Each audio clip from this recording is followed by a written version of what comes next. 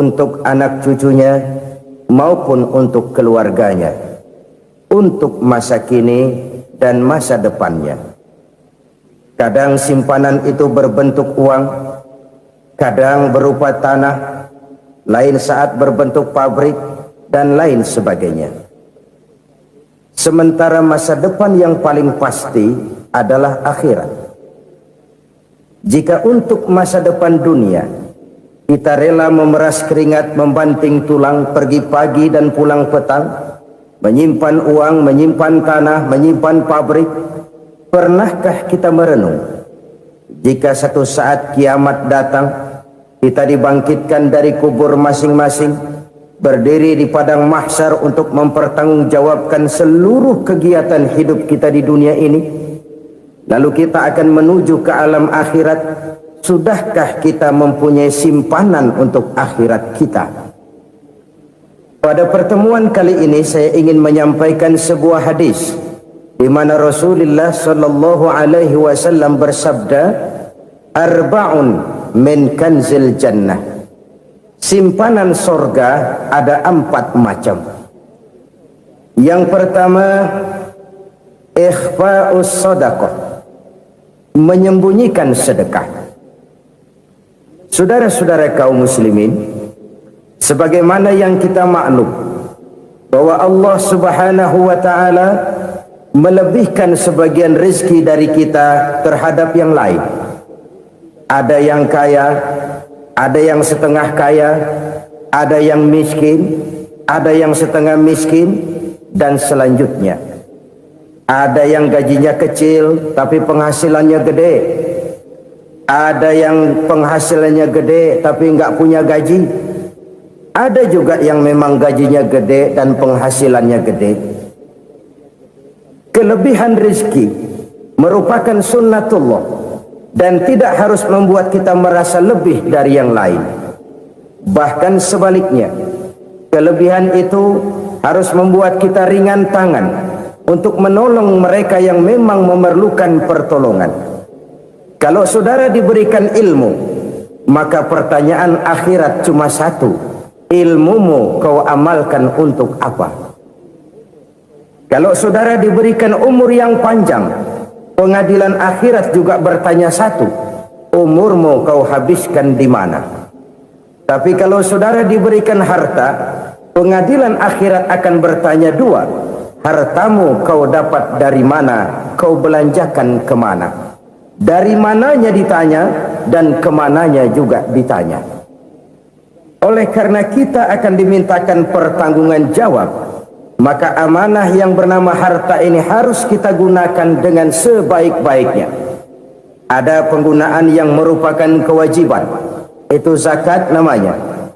Ada penggunaan yang sewaktu-waktu, itu infak namanya. Ada yang lebih sewaktu-waktu lagi, dan itu sedekah namanya. Zakat dia terikat oleh haul dan nisab, oleh putaran batas waktu dan ukuran dari harta itu sendiri. Sedangkan infak terikat oleh situasi dan kondisi perekonomian seseorang. Sedangkan sedekah tidak terikat dengan apapun. Dalam kondisi seperti apapun kita bisa melakukan sedekah dengan yang terkecil sekalipun. Sampai-sampai Rasulullah sallallahu alaihi wasallam mengajarkan, la tahqiranna minal ma'rufi syai'an walau an talqa akhaka biwajhin talik. Atau ada hadis, tabassumuka fi wajhi akhika laka shadaqah.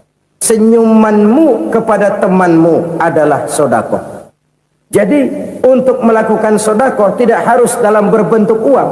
Dengan ilmu kita bisa sedekah, dengan tenaga kita bisa bersedekah, dengan pikiran kita bisa bersedekah, bahkan senyum kepada teman itu pun sedekah. Jadi kalau sedekah dengan uang memang belum punya uang, nyengir aja banyakin. Itu asal pada tempatnya, jangan lalu ketemu tiang listrik cengengesan. Tentu tidak pada tempatnya dan tidak wajar. Nah, sedekah yang paling dicintai Allah adalah sedekah yang disembunyikan. Artinya jauh dari sifat riya. Kan kadang-kadang ada orang Sedekah itu disebutkan namanya. Apa tidak bagus? Kalau memang niatnya ikhlas, ya bagus-bagus saja. Untuk memberikan sugesti kepada yang lain. Di bulan bin bulan nyumbang sekian, diumumkan. Boleh kalau niatnya untuk memberikan rangsangan kepada yang lain supaya dia menyumbang lebih besar dari orang tadi. Tapi kalau itu mendatangkan ria, maka sedekah yang paling dicintai Allah adalah sedekah yang disembunyikan.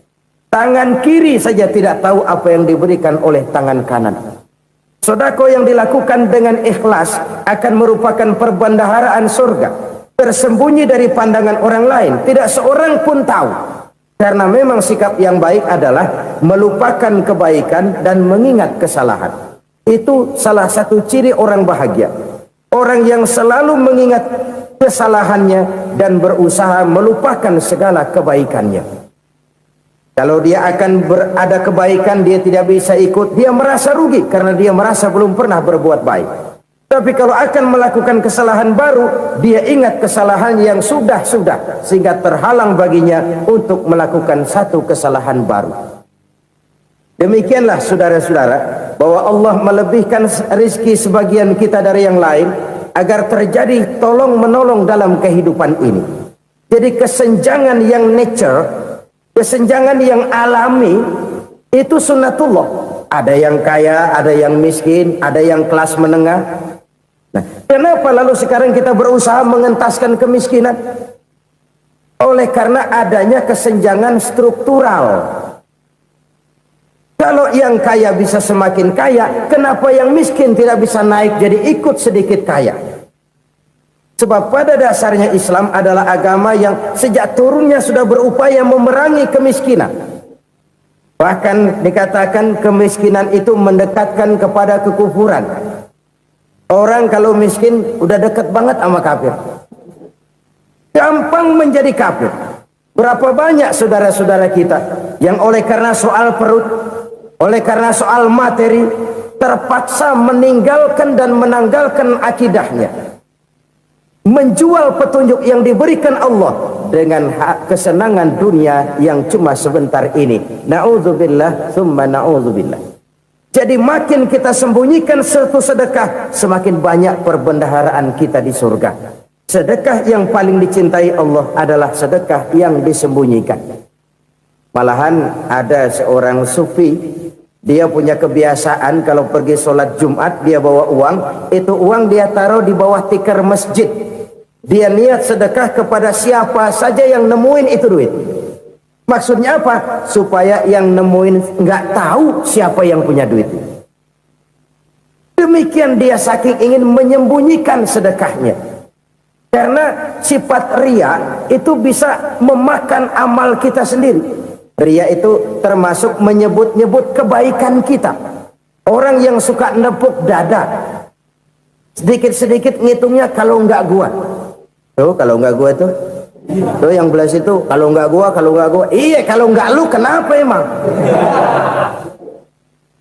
Orang yang suka menepuk jasad, biasanya memang begitu saudara-saudara. Kalau perang lagi berkecamuk, orang nggak sempat ngaku jadi pahlawan. Tapi begitu perang selesai, yang kagak kenal bedil ngaku pahlawan, mas. Itu sesuatu yang biasa. Oleh karenanya, orang-orang yang ikhlas dalam bersedekah, disembunyikannya sedekah itu, Allah cinta betul. Malahan ada hadis memberikan jaminan, inna sedaqatal mar'il muslimi tazidu fil umri wa tadfa'u mitatas su'i.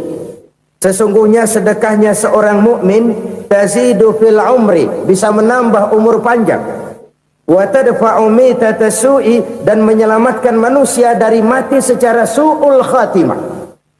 Jadi siapa yang kepengen panjang umur, banyaklah sedekah. Yang bosan hidup, pelit terus. Sedekah menambah panjang umur dan menyelamatkan manusia dari mati secara su'ul khatimah. Pak, katanya umur itu nggak bisa ditambah, nggak bisa dikurangin. Kapan? Kalau ajal sudah datang. Wa idza jaa ajaluhum la yastakhiruna sa'atan wa la yastaqdimun. Kalau ajal datang tidak bisa dimajukan, tidak bisa dimundurkan. Itu kalau ajal sudah datang. Tidak bisa lagi umur ditambah dikurangi, sudah datang. Tapi kalau belum datang, itu kan haknya Allah. Mau ditambah, mau dikurangi, hak prerogatif Allah. Sebagai pencipta manusia, Allah Maha Kuasa dan Maha Mampu. Sedekah ini menambah panjang umur dan menyelamatkan manusia dari mati secara su'ul khatimah. Orang mati kan sama ya, kondisinya mati, nggak nafas. Tapi hakikat mati kan lain-lain. Ada yang mati itu husnul khatimah, baik akhirnya. Misalnya lagi ngaji mati, lagi sholat mati, lagi sedekah mati. Ini yang dinamakan dengan husnul khatimah, baik di akhirnya. Sebaliknya ada yang su'ul khatimah, jelek di akhirnya. Ini yang jadi catatan akhir. Lagi nyekek botol, mampus. Lagi banting kartu, modar. Su'ul khatimah, jelek pada akhirnya. Sedekah menyelamatkan manusia dari mati secara su'ul khatimah. Dan kita semua kepengen mendapat husnul khatimah, jauh dari su'ul khatimah. Oleh sebab itu yang bisa menyelamatkan kita dari penyakit itu antara lain adalah sedekah yang disembunyikan, yang dikerjakan dengan ikhlas karena Allah, tidak karena kepengen dipuji orang, tidak karena ingin dikatakan orang pemurah. Sebab orang dermawan itu orang yang memberi tanpa harus diminta. Kalau masih harus diminta, ya belum dermawan namanya, masih harus diminta. Kalau nggak diminta ya tulus, lolos, polos. Saudara-saudara kaum muslimin rahimakumullah, harta adalah amanat dan akan kita pertanggungjawabkan. Allah melebihkan rizki sebagian kita dari yang lain agar kita saling tolong menolong, bantu membantu. Nabi janjikan siapa yang meringankan beban saudaranya muslim di dunia, Allah akan meringankan bebannya di akhirat nanti. Sebuah jaminan dari baginda Nabi.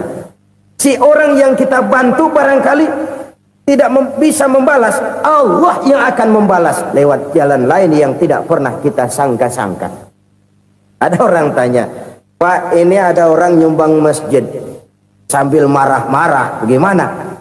Saya bilang sumbangannya aja ambil, marahnya jangan. Marahnya jangan diambil, itu urusan dia. Saudara-saudara kaum muslimin rahimakumullah, umat Islam ini kan umat yang punya potensi besar. Kadang kita merenung, kenapa kadang-kadang pembangunan masjid kok lambat sekali? Kalau hotel hari ini peletakan pertama, bulan depan peresmian. Supermarket hari ini peletakan batu pertama, minggu depan peresmian. Tapi kalau sudah yang namanya masjid, kadang-kadang peletakan batu pertama sekaligus jadi batu terakhir. 3 tahun, 4 tahun, campur nebar jalak di jalanan, duit dijaring kayak ikan sepat. Apa tidak ada orang Islam yang kaya? Banyak. Apa tidak ada pengusaha muslim yang jadi konglomerat? Ada. Lalu yang belum banyak itu yang komit terhadap nilai-nilai agamanya. Akhirnya kita jatuh jadi umat yang lemah. Belum ada pengusaha konglomerat muslim buka pabrik supermi cap beduk misalnya umpamanya atau pabrik kecap cap sorban supaya identitas keislamannya sedikit kelihatan. Kita jatuh jadi umat yang lemah karena potensi tidak terinventarisir dengan baik. Kita ini ibarat kompor yang cuma matengin nasi orang lain. Potensi kita dimanfaatkan oleh orang lain. Ukhuwah Islamiyah kita baru terbatas kepada silaturahmi. Ukhuwah di bidang ekonomi kita lemah, ukhuwah di bidang kebudayaan kita lemah, apalagi ukhuwah di bidang politik kita lebih rapuh lagi. Padahal ukhuwah itu adalah totalitas kehidupan manusia, menyangkut ipolek sosbud, memerlukan nilai-nilai ukhuwah. Jadi oleh karena itu mari kita menyadari di dalam harta kita, walaupun kita yang cari pergi pagi pulang sore peras keringat banting tulang, di sana ada harta anak yatim, di sana ada hak masjid, di sana ada hak pesantren, Di sana ada had jihad. Berbahagialah seseorang apabila dia oleh Allah dijadikan keran. Keran itu menyimpan air, tapi tidak untuk dirinya, tapi disalurkannya kepada mereka yang memang memerlukannya. Saudara-saudara kaum muslimin rahimakumullah, ini yang pertama. Jadi perbendaharaan surga adalah menyembunyikan sedekah. Orang lain nggak tahu, kita pun nggak pernah ngitung-ngitung. Kita anggap lewat begitu saja, padahal itu deposit akhirat. Satu. Yang kedua, perbendaharaan surga itu apa? Wa kitmanul musibah, menyembunyikan kesulitan. Kadang orang takut menghadapi kesulitan, tapi makin kita merenung, hidup ini kan sebenarnya urusan. Takut sama urusan, ya jangan hidup. Tandanya orang hidup itu kalau punya urusan. Urusan melupakan problem. Problem sering menimbulkan kesulitan. Kesulitan bukan untuk ditakuti, tapi untuk diatasi dan dicarikan jalan keluarnya. Siapa sih orangnya yang nggak pernah sulit-sulit? Makin tinggi status sosialnya, makin gede urusannya. Makin tinggi kualitas imannya, makin berat tingkat kesulitannya. Cuma memang yang namanya enak itu seperti pelangi. Biang lala itu nggak pernah di atas kepala kita, di atas kepala orang melulu. Lo sih enak lo, kata kita. Dia juga bilang yang enak kan lo. Pelangi itu nggak pernah di atas kepala kita. Kata tukang beca, aduh enak ya naik Mercy. Kata tukang beca, apa yang di dalam mobil Mercy? Aduh enak bener tukang beca, di jok ngeringkuk ngorok pulas bener. Saya kamar pakai AC sejuk, tempat tidur sutra empuk, alga spring bed, gula kulik nggak bisa pulas kalau belum minum Valium, belum tidur. Enak bener tukang beca, di jok ngorok nggak tahu wetan kulon. Si tukang beca bilang yang di Mercy enak, yang di Mercy bilang tukang beca enak. Inilah enak, nggak pernah di atas kepala kita, di atas kepala orang lain melulu enak itu. Nah, saudara-saudara,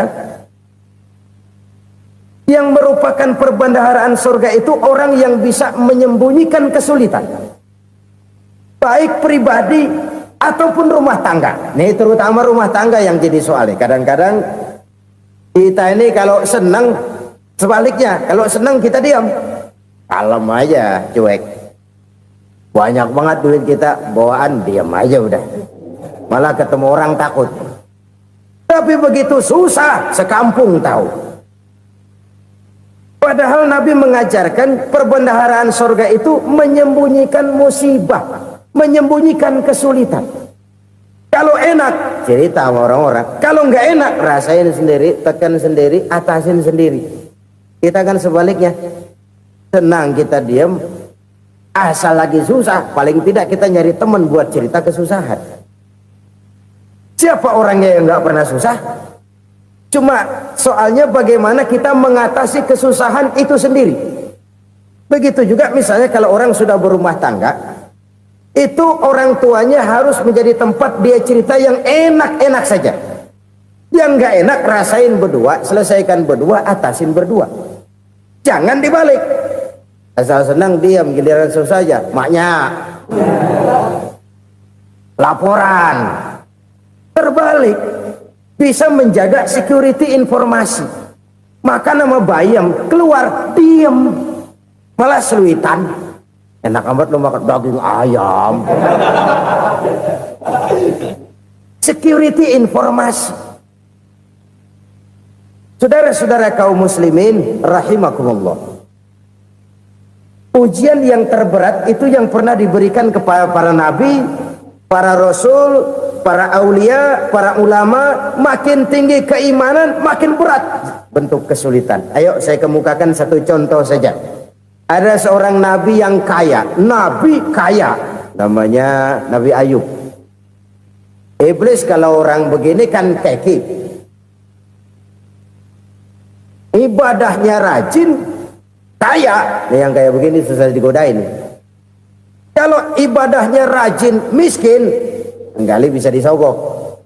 Sini imannya mantap, ibadahnya rajin, kaya, nabi lagi. Oh, tapi namanya iblis nggak kurang akal, laporan. Tuhan, kenapa Les? Ya ini bahasa saya, bahasa Qurannya sih nggak gitu. Itu hambamu yang namanya Ayub, dia rajin ibadah cuma karena dikasih kaya aja. Coba kasih miskin dia, berhenti dia sembahyang. Ah, kamu bisa aja. Saya tahu Ayub itu hambaku yang ikhlas. Saya buktiin Tuhan, silahkan. Dibuktiin lah, iblis turun ke alamin. Yang mula-mula dia lakukan, dia rusak sawah ladang Nabi Ayub. Dia binasakan binatang ternak Nabi Ayub. Sehingga dalam waktu singkat, jatuhlah Nabi Ayub dari orang paling kaya jadi orang paling miskin. Beliau masih ibadah di mihrab dalam masjid. Datang iblis. Saudara Ayub, ya, lagi ngapain? Ibadah. Nyembah Allah, nyembah Allah. Oh, percuma. Kenapa? Tuhan yang ente sembah nih, dia udah bikin miskin ente. Sawah ladang ente hancur lebur, binatang ternak binasa. Sekarang ente jadi orang paling miskin. Ngapain nyembah Tuhan kayak begitu? Tekor. Udah berhenti dah ibadah, berhenti ibadah. Ini iblis sama Tuhan laporannya lain, yang dikerjakan kepada Nabi Ayub juga lain. Benar begitu iblis kata Nabi Ayub? Iya, sawah ladang saya habis, buras. Binatang ternak saya binasa, binasa. Saya miskin, bangpak. Apa jawab Nabi Ayub? Bukan innalillahi, ya ini hebat. Alhamdulillahillazi a'tani wa akhadha minni. Segala puji bagi Allah yang telah memberikan harta kepada saya dan sekarang mengambilnya lagi. Alhamdulillah. Allah yang ngasih, Allah yang ambil. Itu mah urusan Allah. Iblis cuman ibadah jalan terus, sujud lagi Nabi Ayub. Iblis seleher gondok banget. Dasar Nabi nggak mempan dia apa-apain. Miskin malah alhamdulillah. Allah yang ngasih, Allah yang ngambil. Jadi kalau kita tidak komit, kita tidak terikat kepada kaya, miskin, senang, susah, apa yang bisa bikin kita susah? Jadikan kekayaan, kemiskinan, jadikan senang, susah sebagai anak buah yang bisa kita atur. Jangan kekayaan ngatur kita, jangan kemiskinan ngatur kita. Kita yang harus mengatur mereka. Senang, susah, kaya, miskin, bahagia, sengsara, jadikan itu anak buah yang bisa kita atur. Kalau sekarang kita kaya, lain saat boleh jadi kita miskin, semiskin-miskinnya. Allah yang ngasih, Allah yang ngambil. Tenaga mana yang bisa menghalangi? Ibadah jalan terus. Iblis makin gondok. Dasar Nabi loh. Akhirnya apa? Nabi Ayub dikerjain, diberikan penyakit. Demikian fatal penyakitnya. Bayangin, udah miskin sakit. Masya Allah. Miskin sakit. Sakitnya nggak lama, kira-kira 16 tahun. Istrinya 3, 2 mental minta ceraiin. Ngerawatin laki bengek begini. Senang belum tentu, susah udah pasti nih. Cerai aja, cerai dah. Cerai. Tinggal satu Siti Rahmah yang setia menemani beliau. Sesetia-setianya hati perempuan. Satu saat Siti Rahmah bilang, "Bang, iya, abang kan Nabi bang. Lalu namanya Nabi kan doanya jarang meleset bang. Maksud kamu minta kenapa sih sama Tuhan biar abang sembuh baik dah bang?" Siti Rahmah, iya. Saya sakit berapa tahun sih dah? 16 tahun bang. Sebelum ini saya sehat berapa tahun? Ya kira-kira 60 tahun bang. Nah coba ente banding-bandingin Rahmah. Saya dikasih sehat 60 tahun, dikasih sakit 16 tahun. Sudah nggak sabar mau doa kepada Allah minta sembuh. Saya malu kepada Allah. Diuji dengan yang luar biasa seperti ini, tidak mengganggu stabilitas kehambaannya. Dia tetap menghamba kepada Allah Subhanahu wa ta'ala.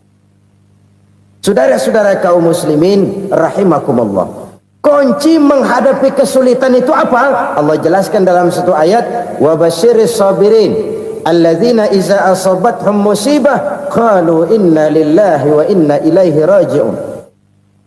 Gembirakan orang-orang yang sabar. Siapa mereka itu?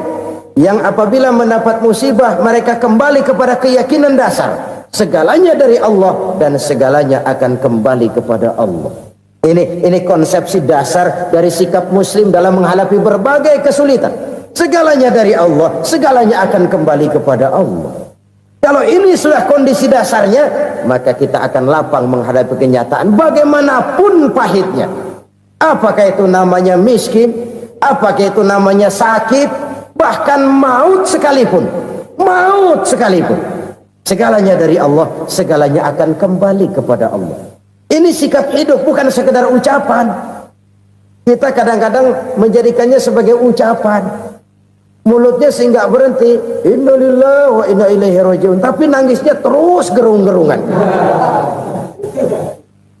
Bukan itu, ini kesadaran moral. Kalau segalanya dari Allah, segalanya kembali kepada Allah, kan sebenarnya cuma nunggu giliran.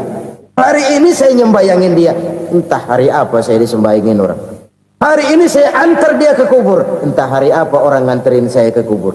Hari ini saya tahlilkan dia, entah nanti kapan orang tahlilkan saya. Segalanya dari Allah, segalanya akan kembali juga kepada Allah. Oleh sebab itu saudara-saudara, kesulitan bukan untuk ditakuti. Kesulitan justru untuk diatasi, dicarikan jalan keluarnya. Dan tidak ada orang yang tidak pernah mendapat kesulitan. Tidak ada. Semakin tinggi status sosial, semakin tinggi kualitas keimanan, semakin besar juga tingkat kesulitan.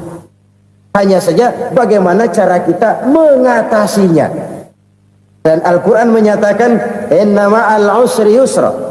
Di balik kesulitan itu pasti ada kemudahan. Roda itu berputar.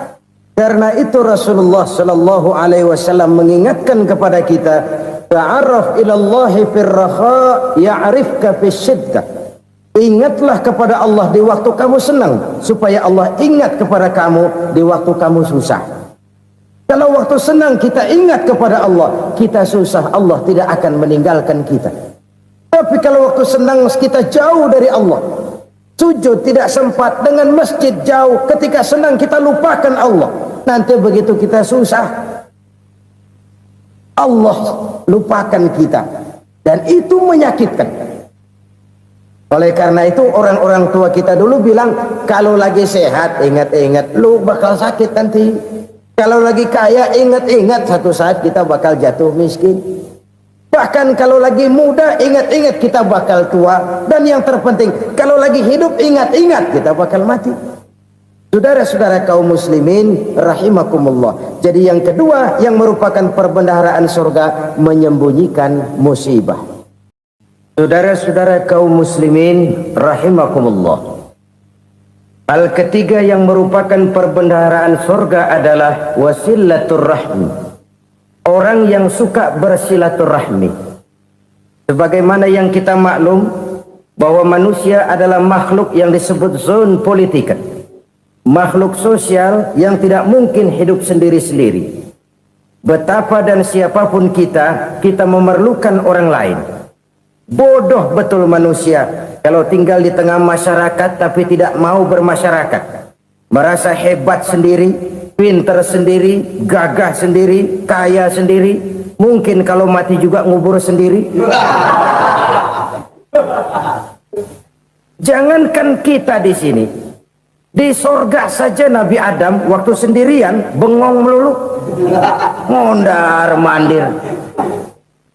Allah tegur dalam sepi dam. Jadi ini kalau bahasa saya, iya Tuhan sepi ini nggak ada coret-corekan pisan ini. Diciptakan Siti Hawa baru anteng Nabi Adam. Itu di surga. Cobalah. Umpamanya saudara tinggal di Jakarta nih, kayak bener. Apaan aja di Jakarta punya saudara dah. Pembuatan Semanggi ambil, Monas buntel bawa pulang, hotel-hotel ambil semua. Cuman tinggal di Jakarta sendirian, apa enaknya? Betapa dan siapapun kita perlu orang lain. Tidak ada seorang pun yang bisa memenuhi kebutuhan hidupnya secara sendiri-sendiri. Nah, Islam telah menyelamatkan manusia dari ras diskriminasi, mengikat manusia dengan persaudaraan yang berlandaskan kepada akidah. Karena itu dianjurkan bersilaturahmi. Bahkan Nabi menyatakan, man arada ayyubsata lahu fi rizqihi wa yunsa'a fi atharihi falyasil rahimah. Siapa yang kepengen diluaskan rezekinya dan dipanjangkan usianya, banyaklah ia bersilaturahmi. Siapa yang kepengen dimudahkan rezekinya, hendaknya ia banyak bersilaturahmi. Kalau banyak teman, kesulitan kan paling tidak ada tempat cerita. Udah susah, sendirian kita pikirin diri, nggak ada tempat tukar pikiran. Cepet banget sama bengek. Dilawan sendiri. Nah, secara makro kita bisa berkata, tidak mungkin ada kemenangan kalau tidak ada kekuatan. Tidak ada kekuatan kalau tidak ada kesatuan dan persatuan. Tidak mungkin ada kesatuan dan persatuan tanpa semangat silaturahmi. Kalau umat Islam mau menang, dia harus kuat. Kalau umat Islam mau kuat, dia harus bersatu. Kalau umat Islam mau bersatu, dia harus membudayakan silaturahmi ini. Bahkan sampai-sampai kata Nabi, kalau bisa cari nilai tambah. Apa? Silman qata'ak. Bersilaturahmilah kau kepada orang yang marah denganmu. Masya Allah, indahnya ajaran agama kita. Orang yang marah pun kepada kita, kata Nabi, kalau bisa bersilaturahmilah kepadanya, kepada orang yang marah itu. Di situ nilai tambah. Cuman jujur nih hadis, ngucapinnya gampang, ngamalinnya yang berat banget. Orang marah sama kita, kita disuruh silaturahmi, ada apa malu? Lu marah, ada gua marahan lagi. Tunggu pikirin. Saudara-saudara kaum muslimin rahimakumullah. Tapi ini yang diajarkan, bahkan ini yang dicontohkan oleh baginda Rasul. Bagaimana begitu mudah, misalnya satu saat Abu Jahal ini ngatur strategi bagaimana bikin Muhammad celaka. Dia gali lubang di depan tempat tidurnya. Dia tutupin daun korma. Terus dia panggil seseorang, ke sini. Kasih tahu Muhammad, pamannya sakit keras, minta ditengokin. Berangkat orang ini ke sana. Muhammad, labbaik. Pamanmu sakit keras, dia minta ditengokin. Baik, saya akan datang menjenguk beliau. Berangkatlah Nabi ke rumah Abu Jahal tanpa prasangka apapun. Abu Jahal udah pasang setil, selimut 3 rangkap setengah dipakai, persis kayak orang meriang. Tapi sembari ngintip dari balik selimut, begitu Muhammad buka pintu, nah masuk perangkap nih. Muhammad jalan menuju tempat pembaringan. Makin lama makin dekat, makin lama makin dekat, makin dekat ke lubang yang dipasang oleh Abu Jahal itu. Dalam hati Abu Jahal, terus dah jatuh, mampus dah lo ini. Mampus lo hari ini nih. Apa yang terjadi? Malaikat Jibril datang. Muhammad, pamanmu cuma pura-pura sakit. Di depan tempat tidurnya ada lubang perangkap supaya kamu jatuh ke situ. Sudah, kamu pulang. Balik kanan Nabi. Sudah hampir jatuh ke lubang, balik kanan, pulang. Bayangin kecewanya Abu Jahal. Muhammad dikit lagi, Muhammad dikit lagi. Enggak paman, saya pulang aja. Emosi bangun dari tempat tidur, enggak sadar kalau lagi pura-pura sakit. Lompat ngejar Nabi, dia lupa dengan lubang yang dia gali. Usrak, nyemplung sendiri ke dalam lubang.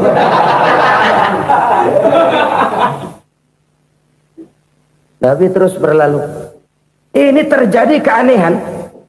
Jatuh ke lubang yang dia gali itu sebenarnya nggak terlalu dalam ya, antara 3-4 meteran lah.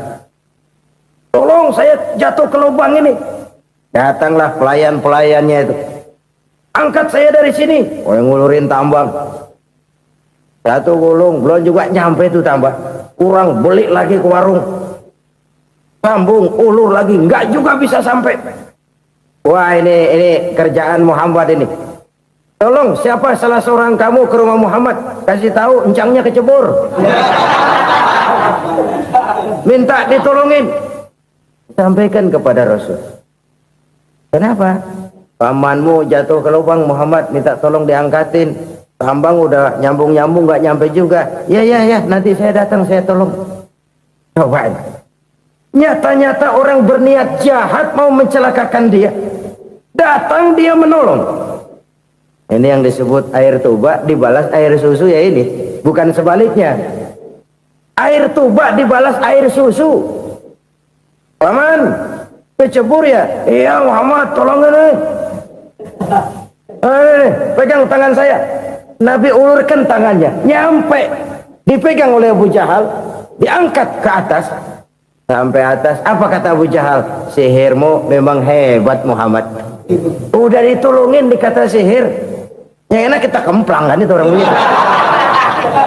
Urusan apa? Tapi inilah akhlak. Kalau bisa kamu bersilaturahmilah dengan orang yang marah kepadamu sekalipun. Orang marah kita tetap baik. Kalau kita berbuat baik sama orang yang memang baik, rasanya sih biasa-biasa aja. Orang baik kita baik lagi, ya draw aja, belum ada nilai tambah di situ. Baru ada nilai tambah kalau kita bisa berbuat baik kepada orang yang nyakitin kita. Itu namanya kita setingkat di atas dia. Dia sakitin kita, kita berbuat baik sama dia. Dia pelit sama kita, kita baik sama dia. Dia marahin kita, kita deketin dia. Di situ kita punya nilai tambah. Jadi siapa yang ingin diluaskan rezekinya kata Nabi dan dipanjangkan umurnya, hendaklah ia banyak-banyak bersilaturahmi. Sederhana sebenarnya silaturahmi, tapi silaturahmi membangkitkan semangat kesatuan dan persatuan. Kesatuan dan persatuan melahirkan kekuatan. Dalam matematika 1 ditambah 1 pasti 2. Tapi di tengah masyarakat, 1 orang takut ditambah 1 orang takut, hasilnya jadi 2 orang setengah berani. Kenapa setengah berani? Karena udah berdua. Tadi pan takut sendirian. Kalau dia kumpul turu-turu takutlah jadi berani. Kita yang lemah, kita yang tidak berdaya, kita yang miskin, kalau mau kompak bersatu, apa yang nggak bisa kita kerjain? Apalagi tinggal di kota besar, pilihan cuma 2. Bertahan atau minggir. Bertahan atau minggir. Untuk bisa bertahan harus mampu bersaing. Untuk mampu bersaing harus punya keahlian. Keahlian harus ditunjang dengan pendidikan, ditambah oleh kekompakan sebagai umat. Udah miskin mencar mulu, orang injek kita. Orang nggak pandang urusan apa yang malu. Oleh karena itu silaturahmi pada hakikatnya merupakan roh dari ukhuwah yang diajarkan oleh agama kita. Bagaimana Islam menyelamatkan masyarakat manusia dari ras diskriminasi, mengikat manusia, dan tidak ada persaudaraan yang lebih indah selain persaudaraan yang diikat dengan nilai-nilai akidah. Sepanjang orang di jalan Allah, itulah saudara kita.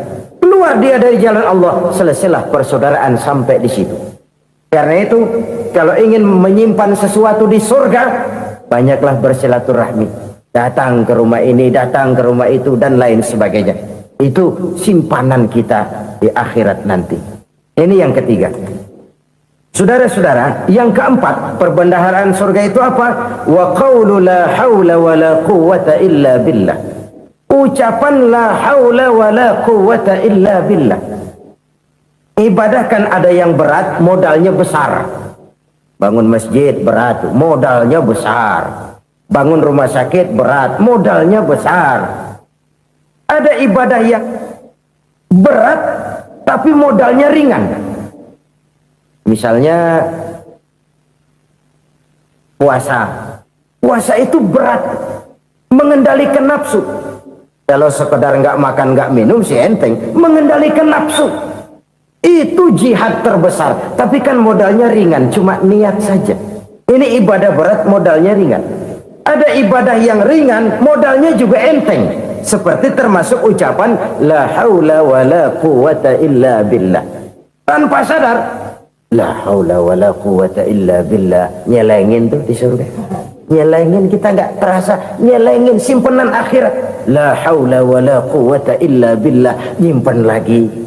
Kaget, la haula wa la quwwata illa billah. Nyimpan lagi. Banyak simpenan. Walaupun sebenarnya yang dimaksud di sini adalah kesadaran batin. Bahwa tidak ada daya dan kekuatan kecuali Allah. Itu intinya. Kita memulai pekerjaan disunahkan baca bismillah, kan begitu. Apa itu? Kesadaran moral. Bahwa ini saya bisa kerjakan, saya kerjakan ini dengan menyebut nama Allah. Kenapa? Kalau Allah tidak memberikan daya dan kekuatan, mana mampu saya kerjakan ini. Maka saya kerjakan ini dengan menyebut nama Allah. Bismillah. Kesadaran moral.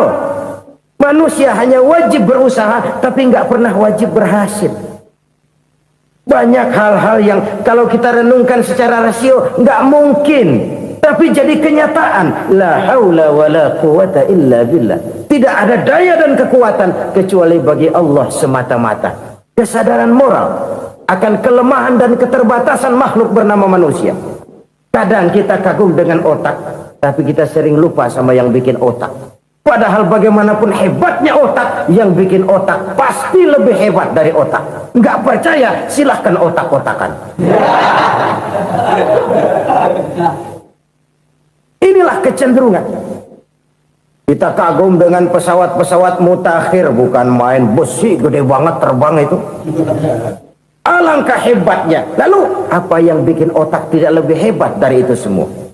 Kita puji laut, apa yang bikin laut tidak lebih hebat dari laut itu? La haula wala quwata illa billah. Tidak ada daya dan kekuatan kecuali Allah. Apa yang bisa kita lakukan kalau tidak karena daya dan kemampuan yang diberikan oleh Allah kepada kita? Lahirlah sikap tawadu, rendah hati, tidak melonjak menjadi angkuh dan sombong, sadar akan kelemahan dan keterbatasan diri. Sebagai makhluk yang diciptakan oleh Allah Subhanahu wa ta'ala. Jadi satu sisi ini ucapan yang berpahala, la haula, jadi wiridan. Pada sisi lain ini kesadaran moral, sikap mental, kesadaran batin, bahwa yang punya daya dan kekuatan itu cuma Allah. Kita nggak pantas untuk sombong, sebab sombong itu pakaiannya Allah. Kita nggak sedang pakai pakaian Allah, kegedean. Dan makin kita renungi, makin terbentur. Apa sih yang bisa kita sombongin? Kita mau sombong apa? Kaya? Pintar? Itu kan semua relatif. Di atas langit masih ada langit lagi. Jadi oleh karenanya, marilah kita menyadari. Manusia hanya wajib berusaha, tapi tidak pernah wajib berhasil. Yang berusaha saja tidak wajib berhasil, apalagi yang tidak berusaha. Islam bukan agama orang pemalas yang selesai sholat lalu endelohom, nggelenggem ayem-ayem. Tapi Islam bukan agama orang sombong yang setelah berusaha lalu tidak memerlukan Allah. Kita bisa saja bikin proyeksi, tahun sekian kita bakal panen besar menurut perhitungan otak. Tapi ada kejadian lain. Apa? Tikus ngambek. Habis itu dimakanin tikus, panen gagal.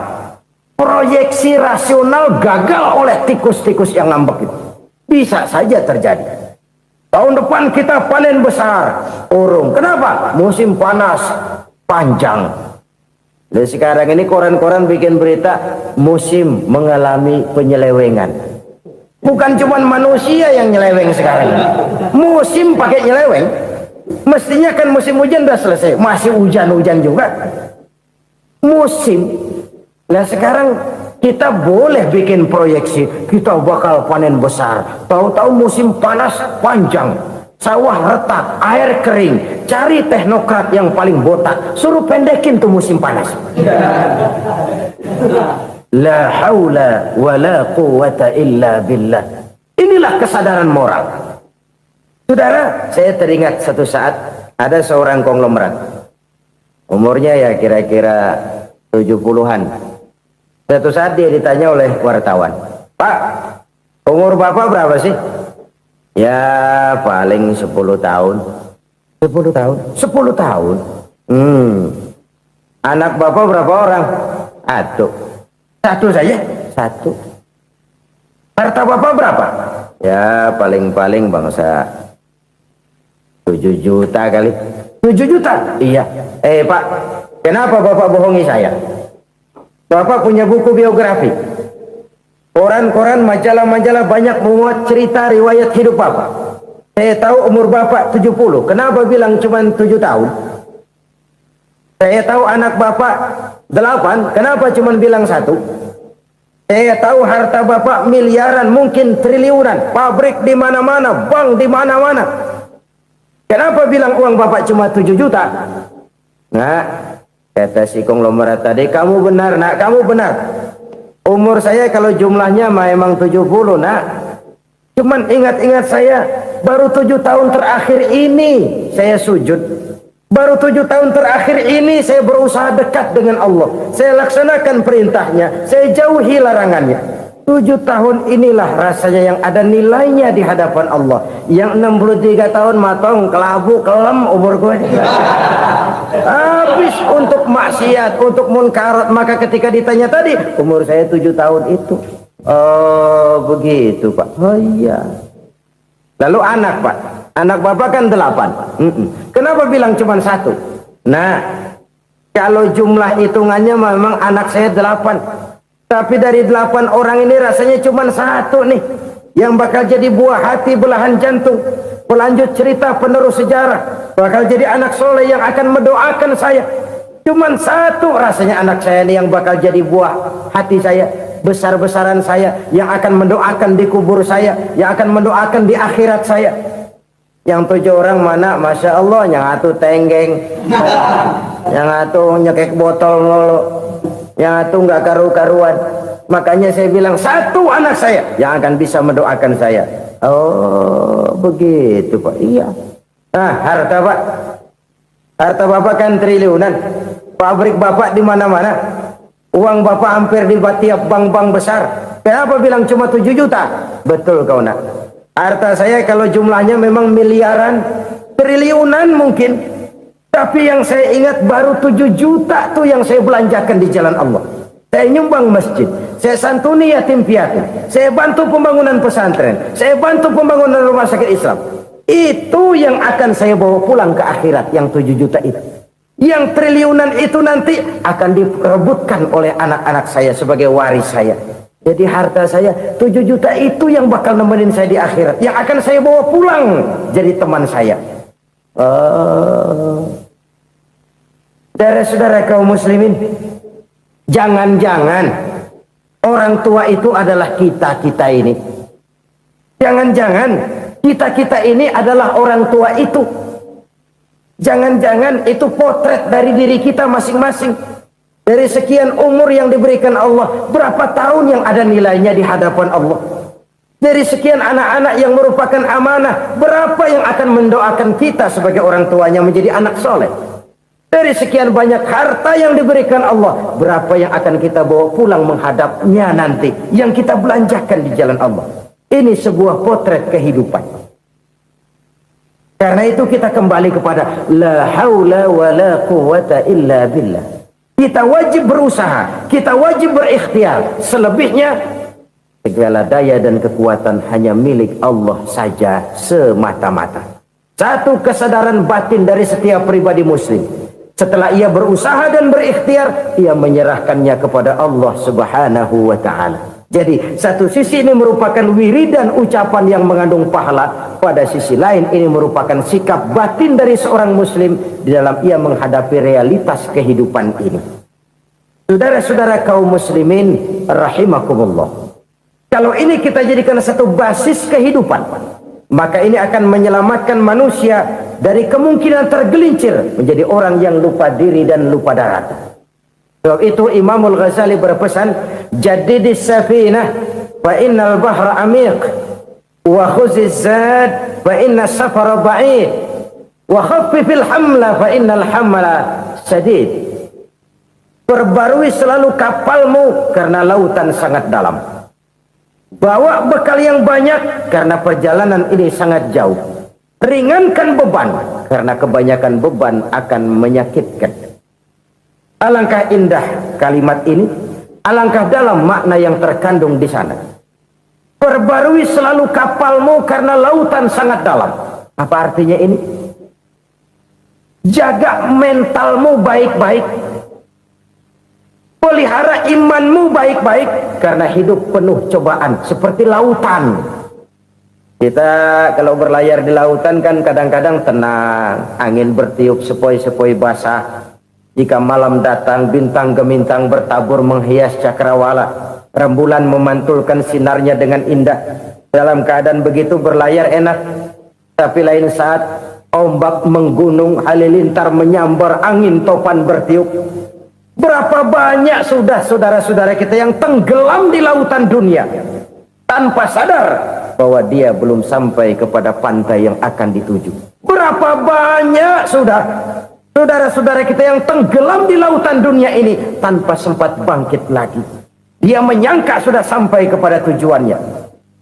Hati-hati kapal jangan sampai bocor karena lautan sangat dalam. Iman ini jaga baik-baik karena hidup penuh dengan ujian. Wa khuzizat fa inna safar ba'id. Bawa bekal yang banyak karena perjalanan sangat jauh. Saudara mau ke Bandung, bawa duit. Saudara mau ke Surabaya, banyakan lagi duitnya. Saudara mau ke Mekah, gepokan, iketan tuh duit nggak lembaran lagi. Makin jauh perjalanan, makin banyak bekal yang harus kita bawa. Kalau saudara dari Jakarta mau ke Surabaya, kagak bawa duit berangkat juga, itu sih bukan berani namanya, nekat. Sampai Surabaya belum tentu, sengsara di jalan udah pasti. Kenapa? Nggak bawa bekal berangkat. Sama juga kita nih, misalnya belum sempat sembahyang, mati. Waduh, berani banget orang. Belum punya bekal, mati. Sengsara di jalan. Atau bekal tidak cukup. Dari Jakarta saudara mau ke Surabaya, bawa duit 500 perak. Paling jauh Cikampek nyampenya itu. Paling jauh itu. Antara jauhnya perjalanan dengan bekal yang saudara bawa tidak seimbang. Hidup ini perjalanan panjang. A walking tour. Dimulai dari alam arwah. Sebelum jasad diciptakan, roh diciptakan lebih dulu. Dari situ pindah ke alam rahim. Dari alam rahim pindah ke alam dunia. Dari alam dunia pindah ke alam barzah. Baru menuju akhirat. Satu perjalanan panjang. Kalau bekal tidak bawa, sengsara di jalan. Bawa bekal yang banyak karena perjalanan ini sangat jauh. Wa khaffifil hamla, ringankan beban karena beban itu cuma akan menyulitkan. Kalau bekal itu sih keperluan, tapi beban nggak kita perluin, cuma ngeberat-beratin. Apa ini beban? Dosa. Kecurangan, kebatilan, kezoliman, ketidakadilan, kesewenang-wenangan. Itu akan jadi beban kita di akhirat. Alangkah celakanya, perjalanan panjang, bekal tidak bawa, beban kelewat banyak, alamat sengsara di jalan. Pahala tidak ada, dosa berlipat ganda. Na'udzubillah, summa na'udzubillah. Kalau kita rangkum nasihat Al-Ghazali dengan kisah si konglomerat tadi, kita akan mengambil kesimpulan. Pertama, bekal terbaik dalam menghadapi gejolak kehidupan ini tidak lain adalah iman. Yang kedua, pahala dan dosa. Dua hal kontroversial. Pahala adalah bekal, dosa adalah beban. Tapi kita sekarang kan tidak begitu terangsang kepada yang abstrak. Orang berlomba mencari yang konkret-konkret saja. Yang real. Kalau memang dosa, benjol dong. Kira-kira begitu. Kira-kira begitu. Persis orang Yahudi dulu. Orang Yahudi itu kan pernah minta kepada Nabi Musa. Ya Musa, lan nu'mina laka hatta narallaha jahrah. Musa, kami nggak bakal mau beriman kepada Allah kalau belum kami lihat Allah ada nongkrong di depan kami. Kalau memang Tuhan ada, taruh dong di depan kami.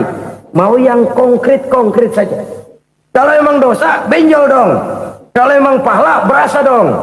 Orang terangsang kepada yang real, yang konkret-konkret saja. Karena itu, untuk mengejar dosa, orang mau bayar. Tapi untuk mengejar pahala, walaupun tidak bayar, orang segan. Ini yang dikatakan oleh Nabi, kamu mengharapkan ke surga, tapi kamu berat melaksanakan sesuatu yang bisa membawa kamu ke surga. Kamu ingin jauh dari neraka, tapi tiap saat kamu lakukan perbuatan-perbuatan yang justru menjerumuskan kamu ke neraka. Idda'aitum an-najata minan nar wa ramaitum fiha anfusakum. Kamu ingin selamat dari neraka, tapi kamu lemparkan diri kamu ke neraka. Kamu ingin masuk surga, tapi berat sekali kamu melakukan perbuatan-perbuatan yang bisa menyampaikan kamu di surga. Saudara-saudara kaum muslimin rahimakumullah. Jadi hal keempat yang merupakan perbendaharaan surga adalah la haula wa la quwwata illa billah. Satu sisi ini merupakan ucapan yang memperberat timbangan akhirat. Pada sisi lain ini merupakan sikap hidup seorang muslim. Kesadaran batin yang sangat dalam bahwa tidak ada daya dan kekuatan kecuali Allah. Dan itu kita simbolkan pada saat memulai pekerjaan dengan Bismillah. Dengan menyebut nama Allah. Satu kesadaran moral. Saya hanya bisa melakukan ini karena diberikan daya dan kekuatan oleh Allah. Lahirlah sikap tawadu, rendah hati, tidak melonjak menjadi angkuh dan sombong. Saudara-saudara, sampai sini dulu jumpa kita kali ini. Semoga 4 perbendaharaan surga ini dapat kita lakukan, yang kelak akan merupakan bekal kita di kemudian hari nanti. Amin ya rabbal alamin. Bapak-bapak, ibu-ibu, saudara-saudara kaum muslimin rahimakumullah.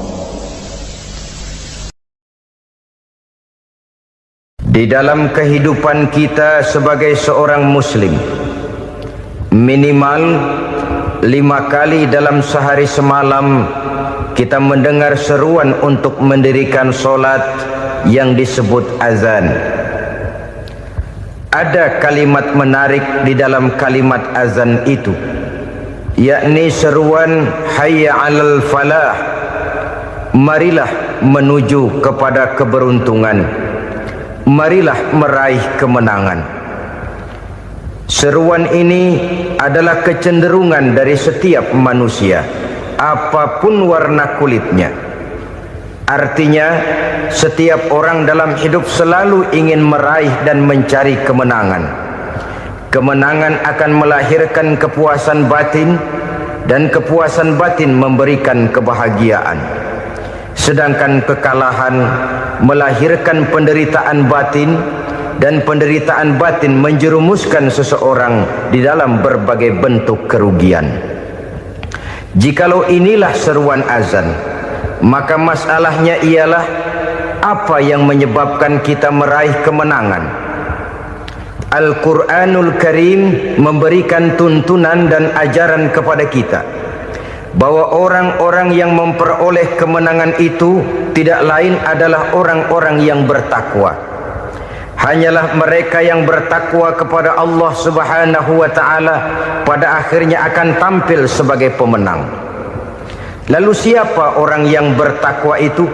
Dijelaskan dalam awal-awal Al-Baqarah, orang yang bertakwa yang akan meraih kemenangan.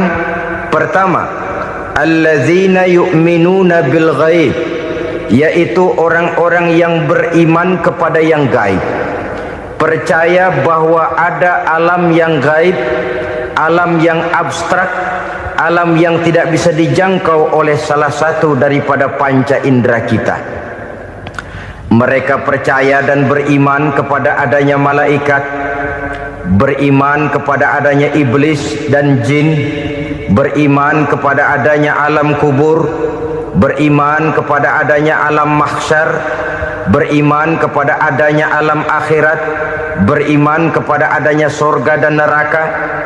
Beriman bukan cuma sekedar beriman dalam ucapan bibir saja, tetapi beriman yang nilai iman itu mampu mewarnai gerak dan gaya hidupnya. Iman yang meresap sampai ke tulang sumsum, kemudian memberikan dampak positif di dalam kehidupan manusia. Alam, kita tahu, adalah sesuatu yang selain Allah, dan Allah bukanlah alam. Apapun namanya selain daripada Allah, itu adalah alam.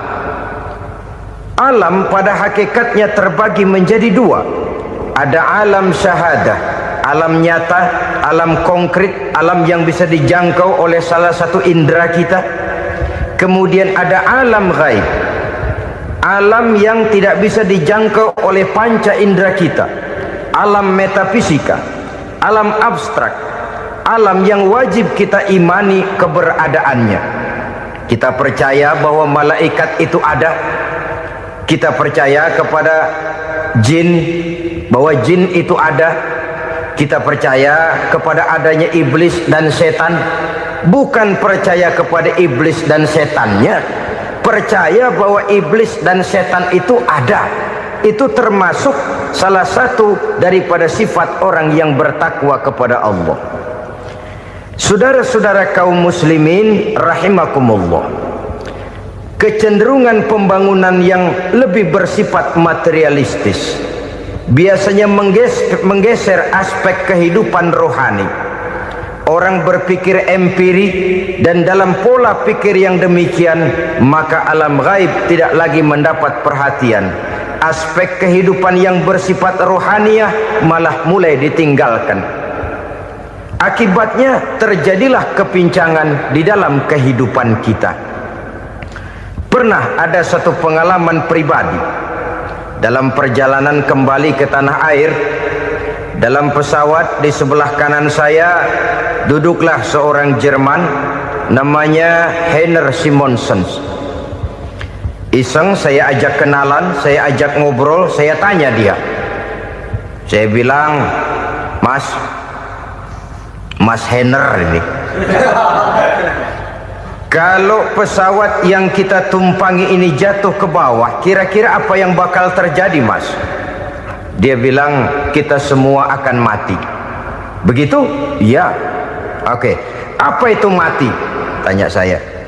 Dia bilang, untuk tahu apa itu mati, kita harus tahu lebih dahulu apa itu hidup. Saya pikir nih bule bisa ngomong juga. Baiklah kata saya. Apa hidup menurut Anda itu? Oh, hidup itu dia bilang, kalau seluruh anggota badan kita bekerja secara normal, paru-paru memompa darah secara normal, jantung berdetak secara normal, sel-sel tubuh bekerja secara fit, dan organisme tubuh hanya mau bekerja secara normal, dia bilang, kalau kita memberi makan yang cukup, menu yang teratur, dan gizi yang lengkap. Saya bilang, kesimpulannya apa, Ner? Dia jawab, hidup adalah dari tangan ke mulut. Life is from the hand to the mouth, kata dia. Hidup adalah dari tangan ke mulut. Jadi masalah hidup tidak lebih daripada masalah isi perut. Orang pergi pagi, pulang sore, peras keringat, banting tulang, perut yang dibelain. Saya bilang, you are wrong. Sampean salah, Ner. Kamu orang Islam bukan? Bukan. Pantas. Kenapa saya salah? Dia bilang, ya jelas salah. Salahnya di mana? Kamu ini manusia. Kalau hidup cuma dari tangan ke mulut, saya bilang, kambing di kampung saya juga begitu pikirannya, Ner. Itu kambing di kampung saya, asal perutnya kenyang, sudah hidup dia. Perkara besok bagaimana, lusa prospeknya macam mana, bulan depan ada apa, kambing nggak pernah mikir. Di kampung saya kambing juga pikirannya begitu. Kamu Kristen ya? Tadinya.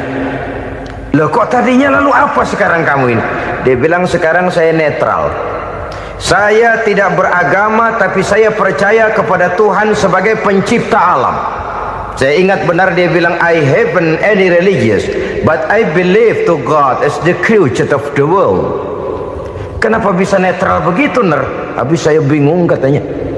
Islam bilang Islam baik, Kristen bilang Kristen baik, Hindu Buddha bilang Hindu Buddha baik, semua agama baik. Saya netral sekalian, nggak beragama.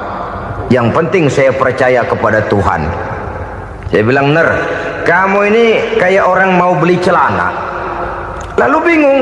Yang satu bilang Levi's bagus, yang satu bilang Blue Jean hebat, yang satu bilang Wool England hebat. Celana ini hebat, celana itu bagus, celana ini hebat, semua celana bagus, kamu bingung. Akhirnya netral, tidak pakai celana. Itu juga salah. Saya pikir-pikir, kemudian saya melihat bahwa dua pola berpikir Henner ini nampaknya sudah mulai menggejala di lingkungan masyarakat bangsa kita.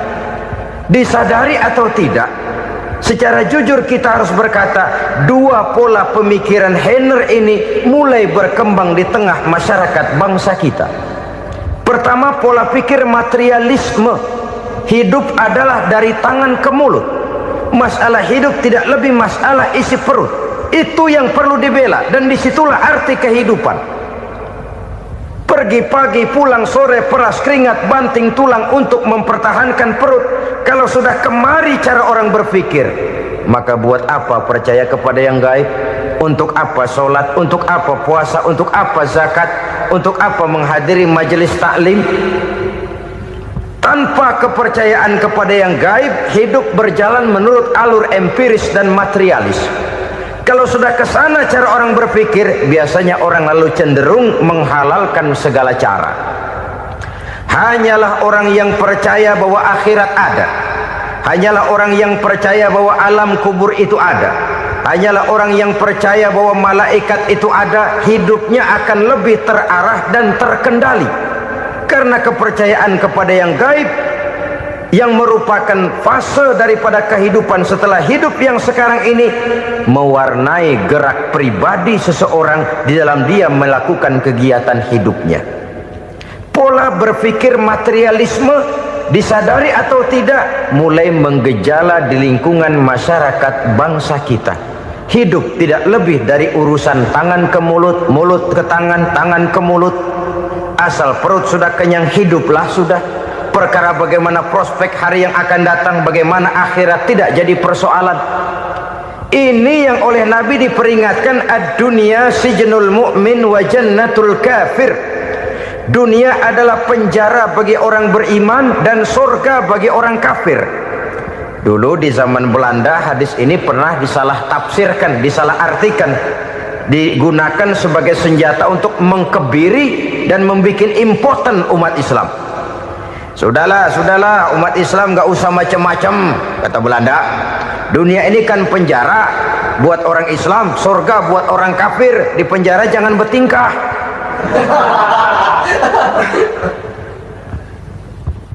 Pengertiannya tidak begitu.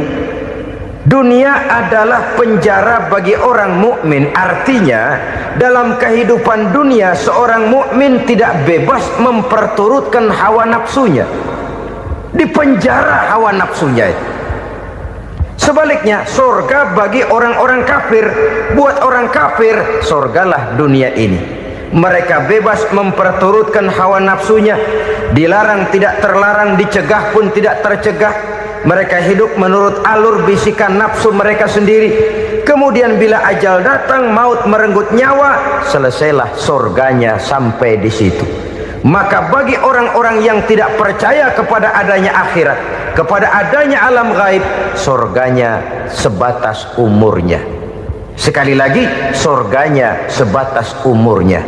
Bila umur selesai, ajal pun datang merenggut nyawa, selesailah sudah surganya sampai di situ. Alangkah pendeknya perjalanan orang-orang yang tidak percaya kepada alam gaib ini. Bagi kita mukmin, jikalau kita mampu memenjarakan hawa nafsu, kita bisa bahagia di dunia ini. Dan Islam memang tidak menyuruh kita sengsara di dunia. Raih dunia, kejar dunia, gapai dunia sebagai alat untuk mencapai kebahagiaan di akhirat nanti. Hidup adalah satu perjalanan panjang yang terbentang sejak kita terlahir dari alam rahim sampai kepada alam akhirat nanti. Andai kata kita gagal meraih kebahagiaan di dunia, toh kita masih punya akhirat. Tapi jangan jadi dalil yang melemahkan semangat. Biarin dah kita di dunia kebelangsak, yang penting akhirat. Akhirnya dunia benar-benar kebelangsak. Bagaimana dunia ini bisa kita raih, dan bagaimana meraih dunia untuk menunjang kepentingan akhirat nanti.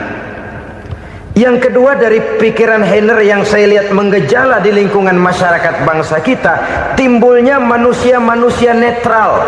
Seolah-olah Tuhan yes, agama no. Sama Tuhan percaya, agama ogah. Tuhan ngangguk, giliran agama godeng.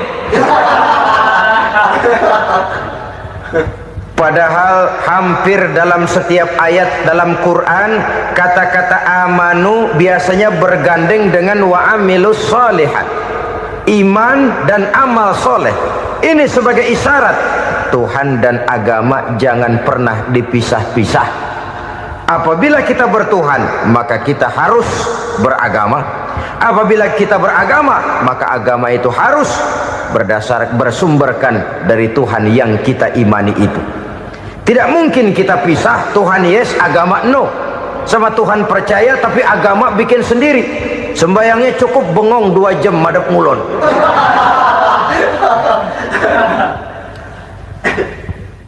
Saudara-saudara kaum muslimin rahimakumullah. Jadi dengan demikian, agama yang kita akui merupakan unsur mutlak di dalam pembangunan sekarang ini, merupakan bagian dari kehidupan yang menuntun kita bahwa di balik alam nyata ini, di balik alam syahadah ini ada alam gaib. Dan mudabbir, murabbi, yang mengatur, yang menguasai, yang memelihara baik dia alam nyata, baik dia alam gaib, tidak lain adalah Allah Subhanahu wa ta'ala. Di sana ada satu super power, satu maha kekuatan yang kita perlu bersandar kepadanya. Sebagai makhluk nyata yang hidup di alam nyata, berbuatlah secara nyata sebagaimana harusnya kita berbuat. Karena Islam jelas bukan agamanya orang pemalas. Islam jelas bukan agamanya orang yang mengajarkan setelah selesai sholat boleh duduk nggelenggem ayam-ayam ndelohom, menghitung bintang di langit sambil menunggu keajaiban. Tidak. Islam adalah agama yang mengajarkan apabila sholat sudah selesai kamu kerjakan, bertebaranlah di permukaan bumi, cari karunia Tuhanmu. Jangan hidup berpangku tangan menunggu keajaiban. Karena hidup bukan undian. Jangan berharap untung besar tanpa mau peras keringat.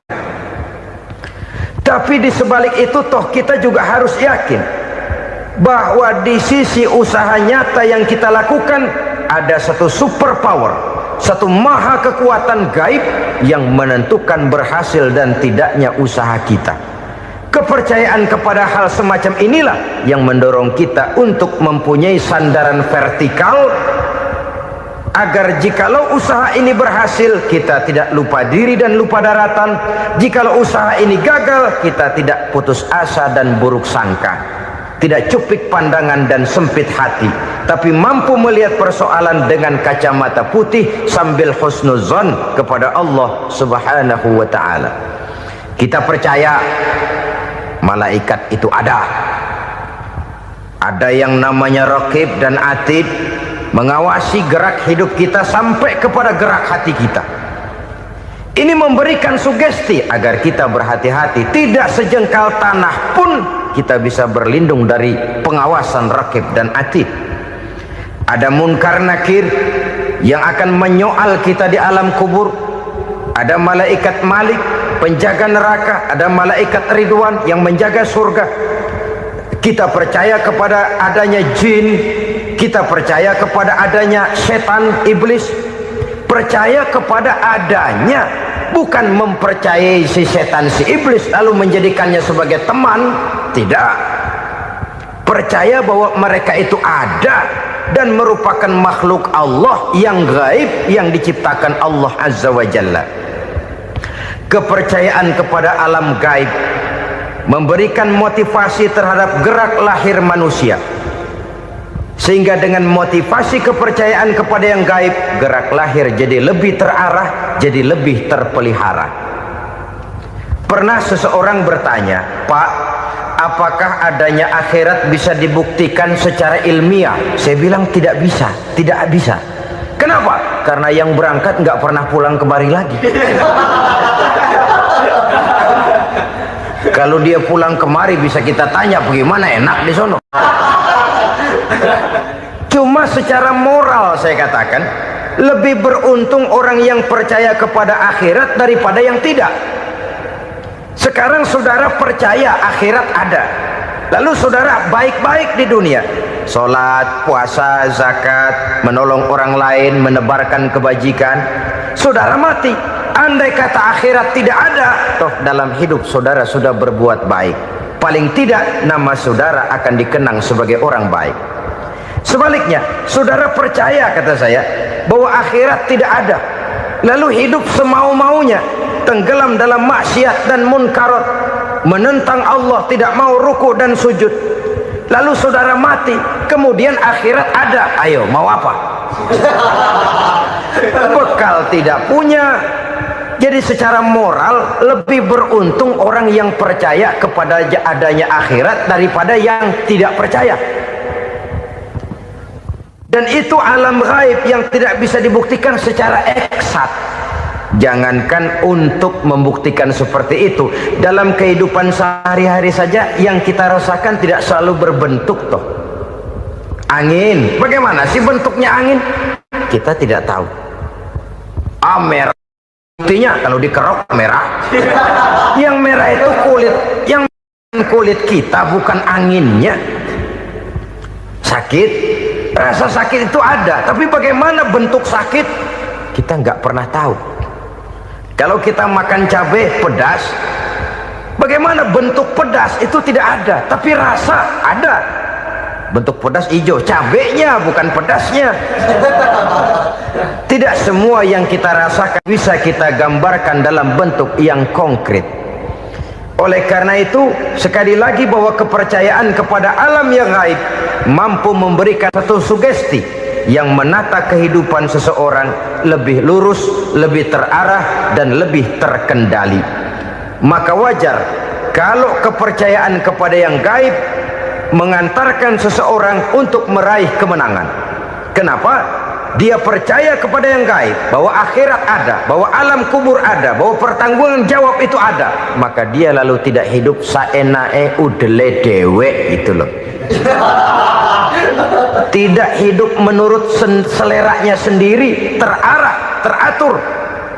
Ini cirinya yang pertama. Orang bertakwa yang akan meraih kemenangan, mereka beriman, mereka percaya kepada yang gaib. Bahkan hal-hal konkret saja selalu berangkat dari yang gaib. Saudara-saudara, para remaja, para pemuda sekarang ini tidak pernah tahu toh siapa yang akan jadi teman hidup saudara. Kita bisa saja ngerancang, mentargetkan, tapi toh akhirnya yang namanya jodoh bukan kekuasaan kita.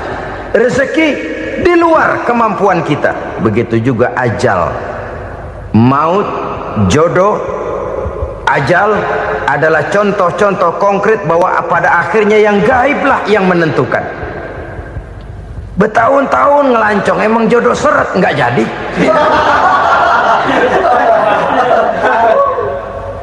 Begitu kenal baru setengah malam nginep ditangkap hansip kan. Hal-hal semacam itu kadang-kadang kita berpikir suuzon, gile, perempuannya cakep banget, lakinya rebek amat. Memang begitulah jodohnya. Memang begitulah jodohnya. Saudara hadirin ma'asyiral muslimin yang saya hormati, jadi hal-hal yang konkret saja kita yakini sepenuhnya ditentukan oleh satu superpower yang gaib itu tadi. Dari sanalah segala ketentuan itu berangkat dan kesanalah segalanya akan kembali. Maka kepercayaan kepada yang gaib meluruskan gerak hidup seseorang dan itu akan mengantarkan dia kepada meraih kemenangan. Satu. Yang kedua, wa yuqimuna shalah. Orang bertakwa yang akan meraih kemenangan itu adalah orang-orang yang mendirikan sholat. Kenapa sholat mengantarkan orang untuk meraih kemenangan? Yang jelas, inna sholata tanha anil fahsya'i wal munkar. Sholat mampu mencegah manusia dari perbuatan keji dan munkar. Banyak filsafat hidup yang terkandung di dalam sholat ini. Sejak kita wudhu sampai kita menghadap ke arah kiblat, sampai kita melakukan gerak-gerak sholat, bacaan-bacaan yang ada di dalam sholat, lalu sampai kepada mengucapkan salam. Banyak filsafat hidup yang terkandung di dalam sholat. Umpamanya saja, setelah takbiratul ihram mulai kita dengan solat dalam posisi berdiri, diajarkan dalam kitab-kitab fikih agar kita melihat ke arah tempat sujud. Ini kan filsafat kehidupan. Kalau kamu solat dalam posisi berdiri, lihat tempat sujud. Jangan solat mata jelalatan, sebab nanti bisa mengurangi kekhusyuan. Jadi wajar kalau yang dikatakan bahwa yang paling afdol adalah shaf yang di depan. Kenapa? Secara harfiah pengertiannya akan lebih mengundang kekhusyuan. Kenapa? Kalau kita di shaf paling depan di masjid umpamanya paling banter kita lihat tembok. Tapi kalau kita shaf di tengah atau di belakang, orang-orang di depan kita pun akan kelihatan. Yang bajunya loreng, yang bajunya genggang, yang bajunya macam-macam. Kita lihat, kadang-kadang kita pikirin, ada yang bajunya bolong. Kita sholat tapi dalam hati, nih orang bajunya robek yang nggak tahu apa. Ada saja hal-hal yang mengusik kekhusyuan kita. Oleh sebab itu diajarkan dalam posisi berdiri, lihat, arahkan pandangan matamu kepada tempat sujud. Ini kan filsafat kehidupan. Maksudnya apa? Kalau lagi diri lihat dong tempat sujud. Kalau udah di atas ingat dong sama yang bawah. Kalau sudah tinggi ingat dong dari mana kamu berangkat. Kalau sudah berkuasa bantu dong yang lemah. Kalau sudah kaya santuni dong yang miskin. Kalau sudah alim bimbing dong yang awam. Ini filsafat kehidupan. Dalam posisi berdiri kau lihat tempat sujud. Ini akan melahirkan kepekaan sosial di mana seseorang mau tahu kepada orang lainnya. Bagaimanapun kaya kita, tinggi pangkat dan jabatan kita, jikalau hidup hanya untuk kepentingan perut sendiri saja, rasanya belum membawa manfaat di dalam kehidupan kita. Tapi efek yang tertinggi sesungguhnya, solat mencegah manusia dari perbuatan keji dan munkar. Perbuatan keji dan munkar walaupun kelihatannya mendatangkan uang, membawa keuntungan, tapi itu keuntungan semu, keuntungan sementara. Dengan menipu orang lain kita bisa dapat untung, tapi tidak membawa berkah, dan itu adalah kerugian besar dalam kehidupan kita.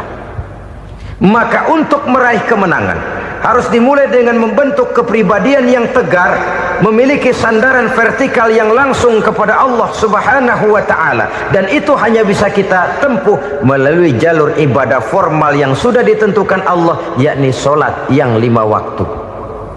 Untuk memperkuat itu ada solat-solat sunnah, rawatib, nawafil sebagai terminal kontrol cadangan untuk memelihara stabilitas temperatur batin di dalam kita berhubungan dengan zat yang maha gaib, yaitu Allah Subhanahu wa ta'ala. Orang sering bertanya, Pak, itu tetangga saya nggak sholat, duitnya nggak habis-habis, Pak. Nggak sholat tapi mobilnya tambah terus, nggak sholat tapi usahanya makin maju. Tapi di sisi lain ada orang yang rajin sholat, rezekinya butak bener. Anaknya mana kurus, mana korengan. Saudara hadirin ma'asyiral muslimin rahimakumullah, harus saya katakan bahwa solat memang bukan untuk cari duit. Solat adalah sandaran vertikal kita kepada Allah. Sedangkan soal rezeki itu berkaitan dengan sifat Allah maha pengasih dan maha penyayang. Allah maha pengasih, siapapun dikasih kalau mau usaha. Allah maha penyayang, tidak semua orang disayang oleh Allah Azza wa Jalla. Dan belum tentu banyak harta itu merupakan nikmat. Mungkin juga istidraj. Artinya istidraj itu dikasih tapi diambulin, kalau bahasa Betawinya itu. Dikasih tapi diambulin, itu bukan merupakan nikmat sesungguhnya, lebih merupakan azab dari Allah Subhanahu wa ta'ala.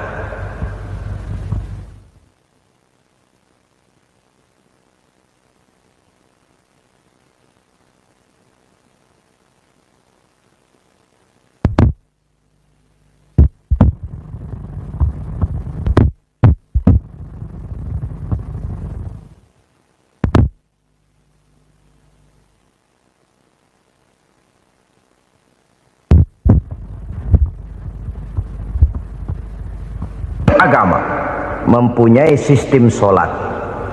Dan kita umat Islam telah dituntun oleh Allah Subhanahu wa ta'ala yang wajibnya 5 kali dalam sehari semalam mendirikan sholat.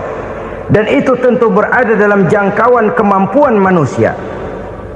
Pada awalnya barangkali kita memang merasa sholat itu satu kewajiban, tapi semakin kita hayati makna, manfaat dan filsafat yang terkandung di dalam ajaran sholat, semakin sampai kita kepada keyakinan bahwa sholat adalah keperluan kita.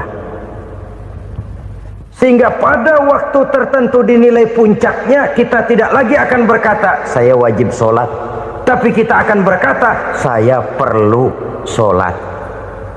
Kalau kita sudah merasakan itu adalah keperluan kita, nah di sanalah kita baru akan merasakan ruginya kalau hal itu tidak kita laksanakan. Sepanjang kita masih berkata saya wajib sholat, kita akan lebih merasakan dia sebagai beban ketimbang sebagai keperluan. Yang jelas Allah tidak memerlukan ibadah yang kita laksanakan ini. Dengan kata lain, andai kata satu dunia penuh ini orang tidak ada yang sholat satu pun, Allah tidak akan turun dari jabatan Tuhan. Jangan lalu berpikir kalau kita ngambek se-RW kagak sembahyang Tuhan tekor kali ini ya. Tentu tidak. Itu perlunya kita, bukan perlunya Allah. Dan pada induknya kita akan berkata saya perlu agama.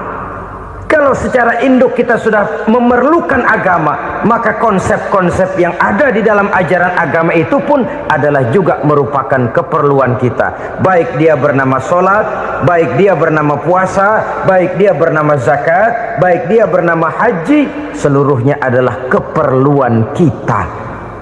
Dan sesuatu yang kita perlukan apabila tidak kita laksanakan akan melahirkan kerugian di dalam kehidupan.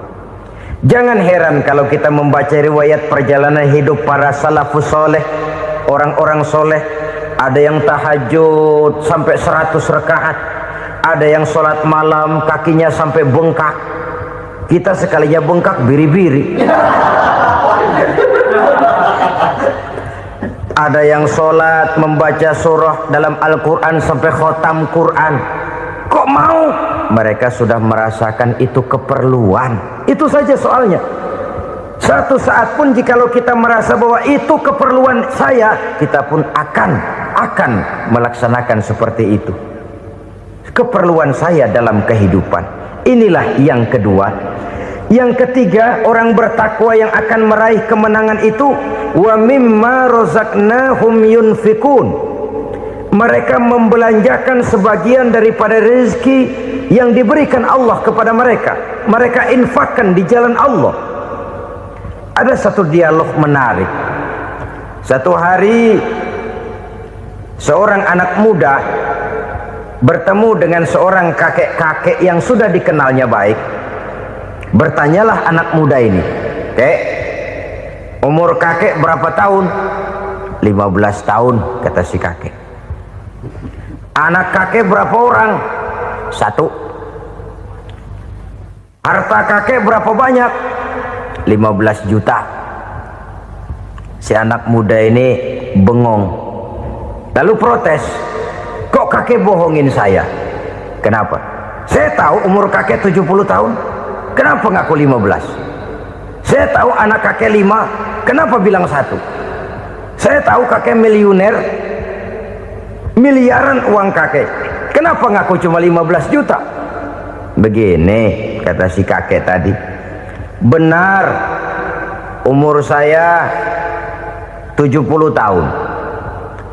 Tapi dari umur yang 70 tahun itu baru 15 tahun terakhir ini saya merasakan ibadah kepada Allah. Meninggalkan maksiat, jauh dari segala macam munkarat. Maka yang 15 tahun inilah yang benar-benar saya rasakan sebagai umur saya. Benar anak saya 5, tapi yang 4 susah diatur.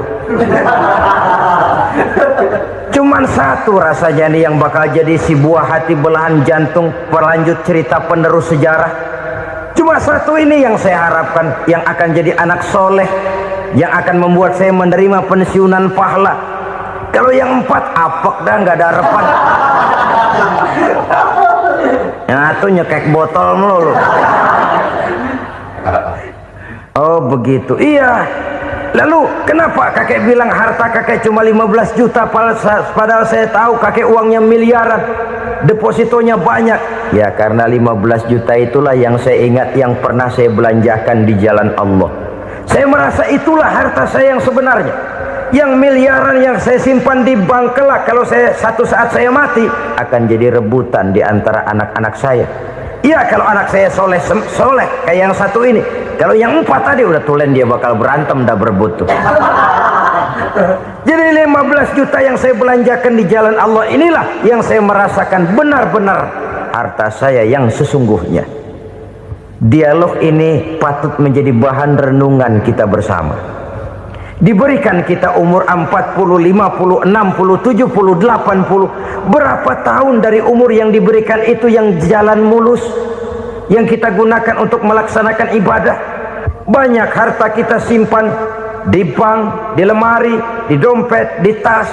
Tapi berapa yang sudah kita depositokan di jalan Allah yang akan menemani kita di hari kita kembali nanti? Maka orang bertakwa yang akan meraih kemenangan, wa mimma razaqnahum yunfikun, mereka membelanjakan sebagian dari rezeki yang diberikan Allah di jalan Allah subhanahu wa ta'ala. Ma'asyiral muslimin rahimakumullah, zahirnya memang kita memberikan kepada orang lain, tapi hakikatnya kita menyimpan untuk diri kita sendiri. Kita memberikan kepada yatim piatu 25.000. Zahirnya kita memberikan si yatim, hakikatnya kan kita cuma nyimpan. Saya berikan, titip kepadamu, ini untuk saya di akhirat. Kau boleh belikan baju, kau boleh belikan untukmu makan, kau boleh bayarkan sekolahmu. Ini untuk saya. Hakikatnya kita nyumbang masjid 1 juta, zahirnya kita berikan kepada panitia masjid, tapi hakikatnya kan cuma titip 1 juta ya untuk saya di alam kubur nanti. Silakan kau boleh belikan semen, ini uang, belikan besi, belikan pasir.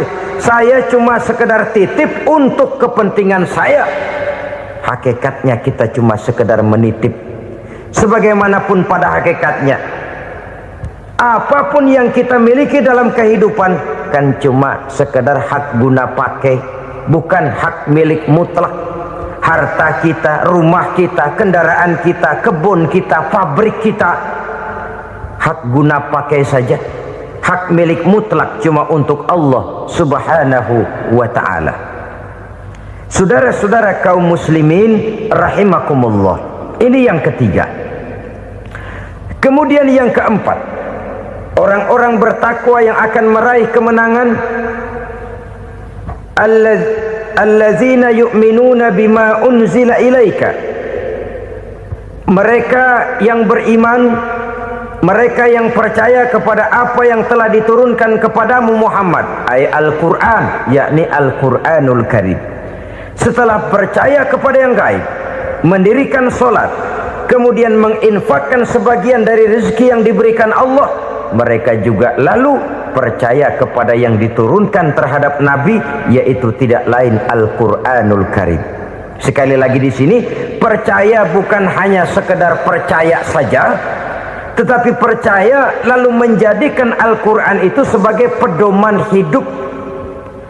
Sebab memang Al-Quran itu adalah GBHM, garis-garis besar haluan muslim.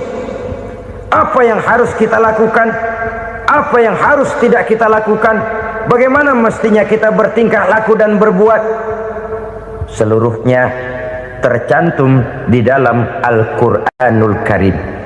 Itu sebabnya ketika satu hari Aisyah ditanya bagaimana akhlak Rasul, beliau menjawab, kana Rasulullah sallallahu alaihi wasallam khuluquhul Quran. Akhlak daripada Rasulullah tidak lain adalah Al-Quran. Jawaban simpel ini memberikan gambaran bahwa keseluruhan daripada konsepsi Quran sudah diterjemahkan dalam kehidupan Rasulullah Sallallahu Alaihi Wasallam. Karena kita tahu akhlak adalah keseluruhan dari gerak hidup manusia. Sejak ia berpribadi, berumah tangga, bertetangga, bermasyarakat, sampai kepada berbangsa dan bernegara, Al-Quran tetap memberikan sentuhan nilainya. Oleh karenanya, orang-orang yang bertakwa adalah orang-orang yang menjadikan Al-Quran sebagai pedoman dalam kehidupannya.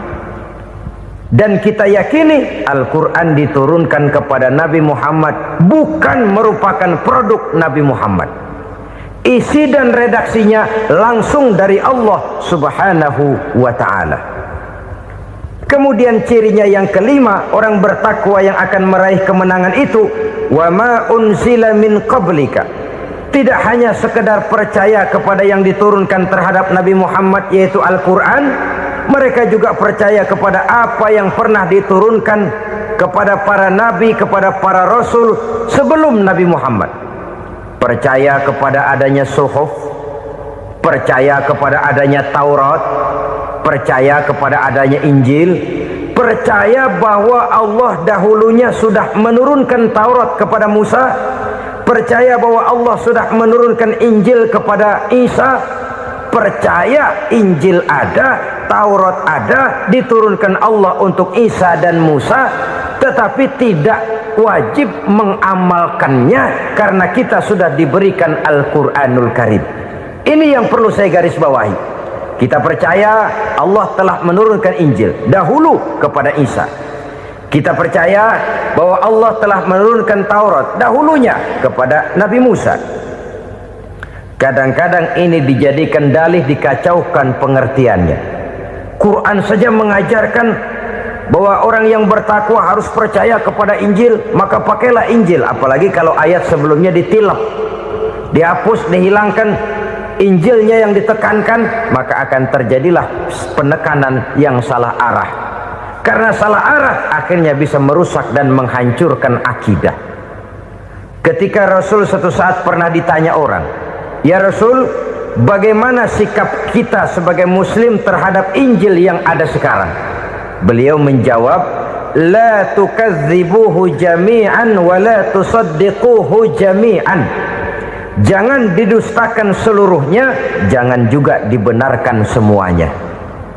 Artinya, ini sudah merupakan gambaran dari Rasul bahwa dalam Injil yang ada sekarang masih ada ajaran-ajaran tauhid yang dibawa oleh Nabi Isa dan diajarkan kepada umatnya.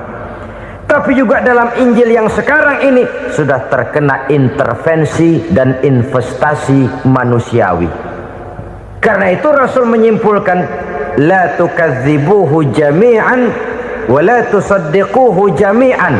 Jangan didustakan semua, jangan dibenarkan seluruhnya. Kita memang percaya Allah telah menurunkan Injil kepada Nabi Isa dulu, tapi kita tidak wajib mengamalkan Injil. Kita percaya Allah telah menurunkan Taurat kepada Nabi Musa, tapi kita tidak wajib mengamalkan kitab ajaran Taurat. Yang wajib kita percayai dan kita amalkan hanyalah Al-Quranul Karim.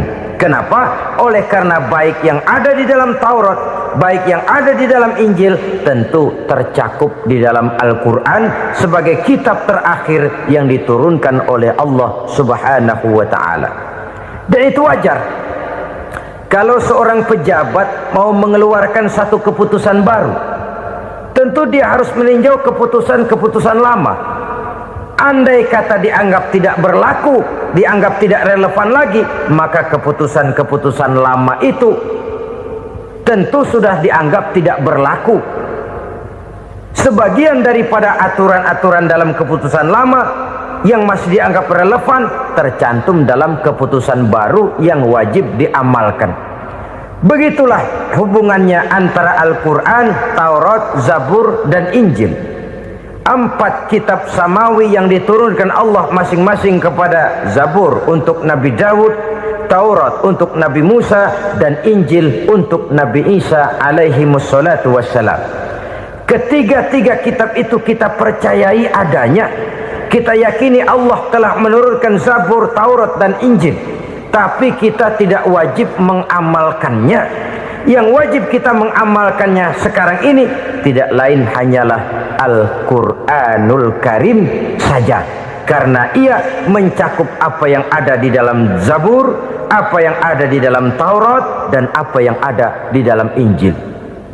Keotentikannya bisa dipertanggungjawabkan. Ya, tapi kan Nabi Muhammad sudah mati 14 abad yang lalu, dan di zaman beliau Al-Quran kan belum dikodifikasikan, belum ditulis. Bagaimana keotentikannya bisa dipertanggungjawabkan? Mudah saja. Allah berjanji, inna nahnu nazzalna dzikra wa inna lahu lahafizun. Kami yang menurunkan Al-Quran dan kami yang akan menjaga dan memeliharanya. Allah turunkan Quran, Allah menjaganya. Bagaimana cara Allah menjaga Al-Quran itu? Banyaknya orang-orang yang hafaz Al-Quran. Hafaz Al-Quran 30 juz, 114 surah, 6.666 ayat.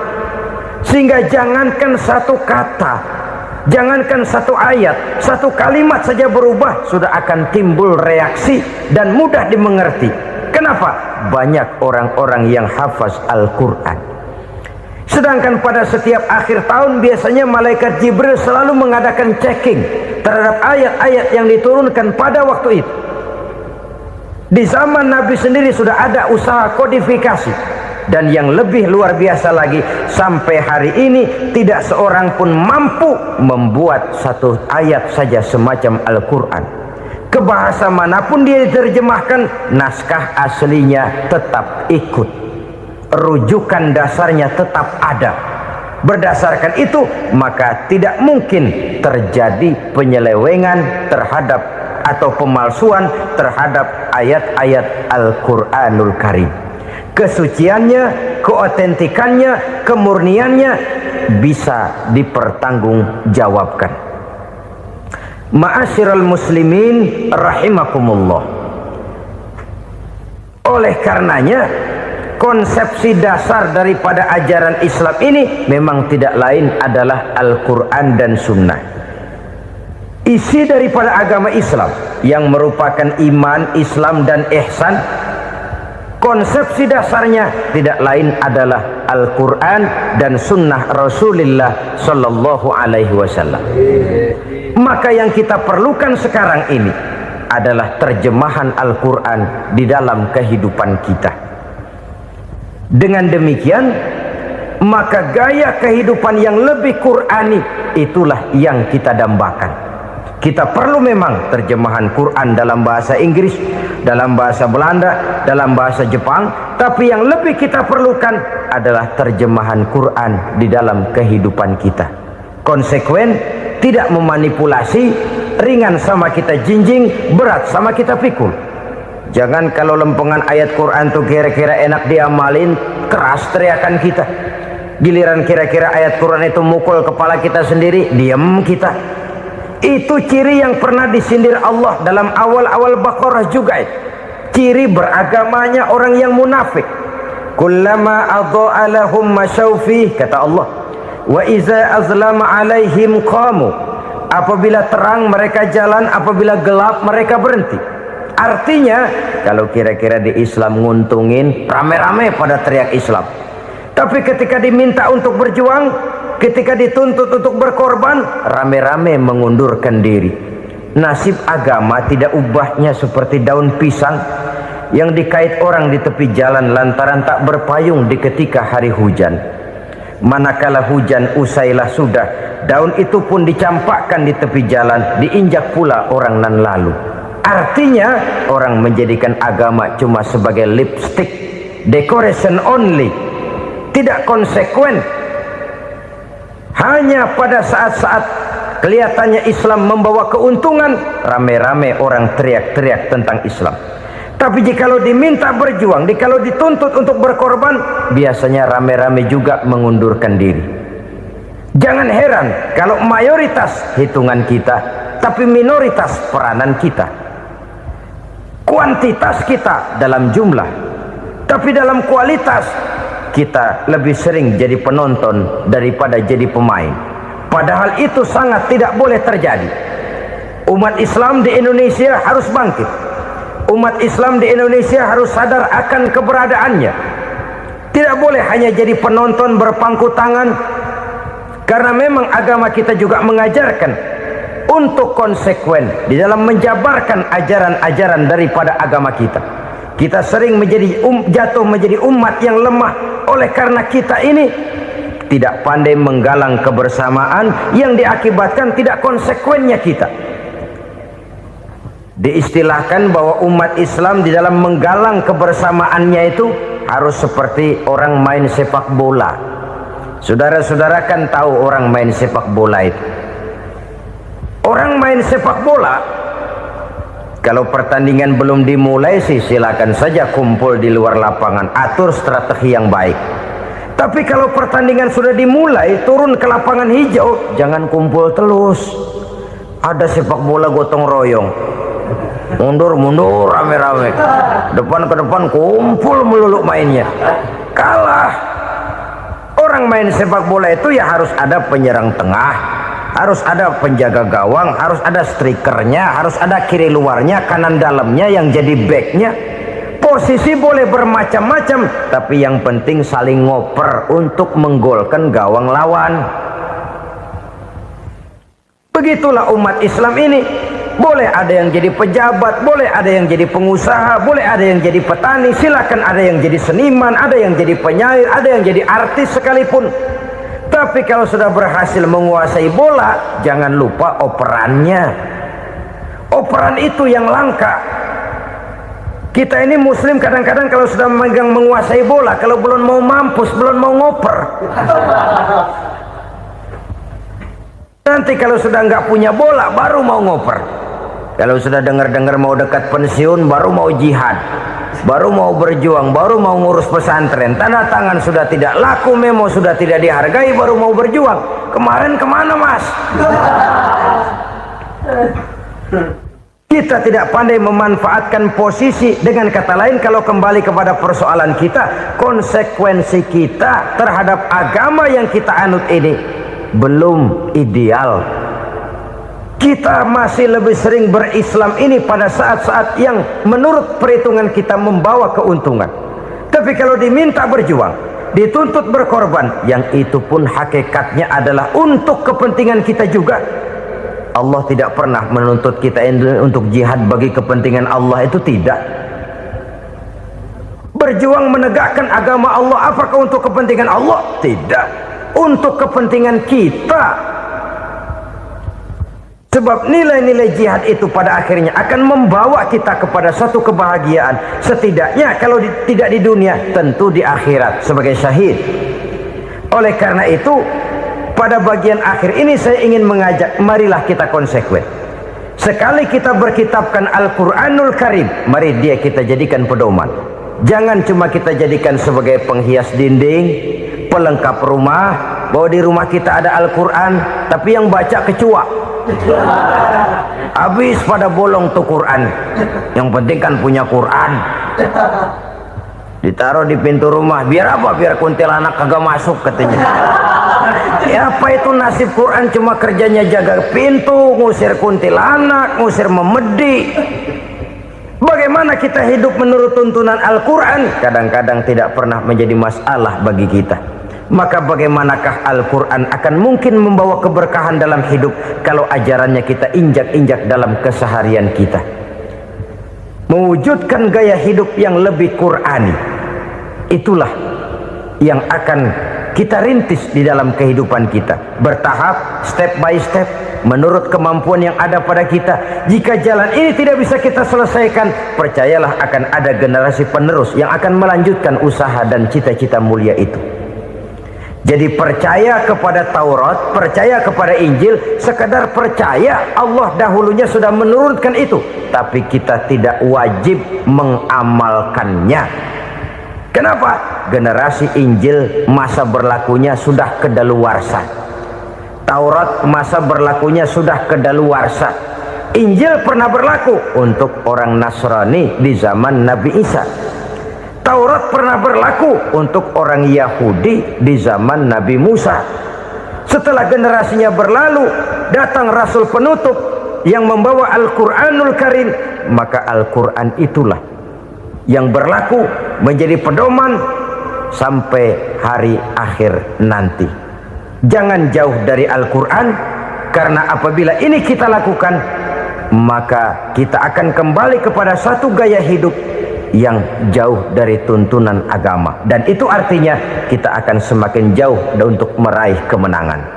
Saudara-saudara kaum muslimin rahimakumullah, yang keenam, yang terakhir, orang-orang bertakwa yang akan meraih kemenangan itu wabil akhirati hum yuqinun.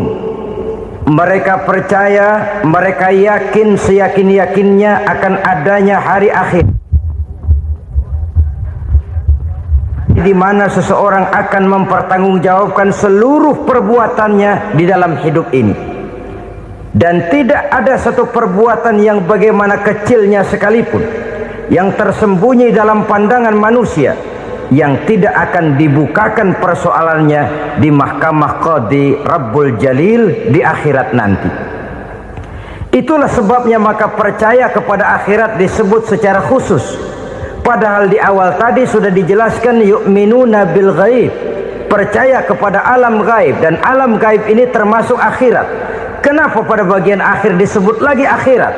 Karena ternyata bahwa kepercayaan kepada adanya akhirat merupakan induk dari kepercayaan terhadap adanya malaikat, setan, jin, dan lain sebagainya, dan akan lebih memberikan sugesti dalam kehidupan manusia untuk meluruskan gerak hidupnya. Jikalau satu saat tergerak hati akan berbuat kejahatan, ingin mencuri, sadarlah, awas ada akhirat. Sebab kalau kita cuma teriak awas ada polisi, itu cuma tertunda sementara. Begitu polisi meleng, embat. Kalau kita ingin berbuat jahat cuma berteriak awas ada hansip, cuma sementara ketika hansip itu ada. Tapi kalau ceritanya awas ada akhirat, mau menyeleweng awas ada akhirat, mau berjudi awas ada akhirat, mau mencuri awas ada akhirat. Keyakinan yang akan meluruskan gerak hidup manusia sehingga gerak itu jadi lebih terarah dan terkontrol, tidak merugikan baik diri sendiri, lebih-lebih orang lain. Ternyata bahwa kepercayaan kepadanya adanya hari akhirat sanggup menjadi sumber daya kontrol dari kehidupan manusia, sehingga ia tidak terjebak dalam perbuatan maksiat dan munkarat. Saudara-saudara kaum muslimin, inilah saja yang kita bicarakan pada pertemuan kali ini. Semoga Allah subhanahu wa ta'ala memberikan kekuatan zahir dan batin kepada kita untuk dapat meraih kemenangan dengan beriman kepada yang gaib, mendirikan solat, membelanjakan sebagian dari rezeki yang diberikan Allah, percaya kepada Al-Quran, beriman kepada kitab-kitab yang diturunkan sebelum Al-Quran, lalu meyakini adanya hari akhirat. Apabila datang kematian menimpa seseorang, datanglah kiamat baginya. Itu yang disebut dengan kiamat kecil. Hakikatnya mati adalah perpindahan dari kehidupan di dunia ini menuju kehidupan di alam barzakh. Menunggu kita di alam barzakh sampai datangnya saat kiamat. Entah 10 tahun, entah 100 tahun, entah 1000 tahun, hanya Allah saja yang maha tahu. Adapun orang-orang beriman yang melakukan amal kebajikan dalam kehidupan di dunia ini, masa penantian yang lama di alam barzakh buat mereka sebentar saja. Tetapi bagi orang-orang kafir yang ingkar, yang tidak beriman kepada Allah, yang hidup di dunia cuma menumpuk-numpuk dosa, tentu penantian di alam barzakh akan merupakan waktu yang sangat lama. Bukankah dalam kehidupan kita waktu itu memang relatif? Contoh misalnya, bagi pemuda-pemudi yang sedang duduk asyik memadu cinta, waktu 4-5 jam saja rasanya cuma 4-5 menit, tenggelam oleh keasikan. Tapi buat orang yang berbaring di rumah sakit, meratap di balik-balik apa itu tembok derita kata lagu, di balik dinding-dinding penjara, sehari bagai seminggu, seminggu rasa sebulan, sebulan boleh jadi rasa setahun, penantian yang sangat lama. Kapan kiamat itu akan datang? Ini rahasia Allah.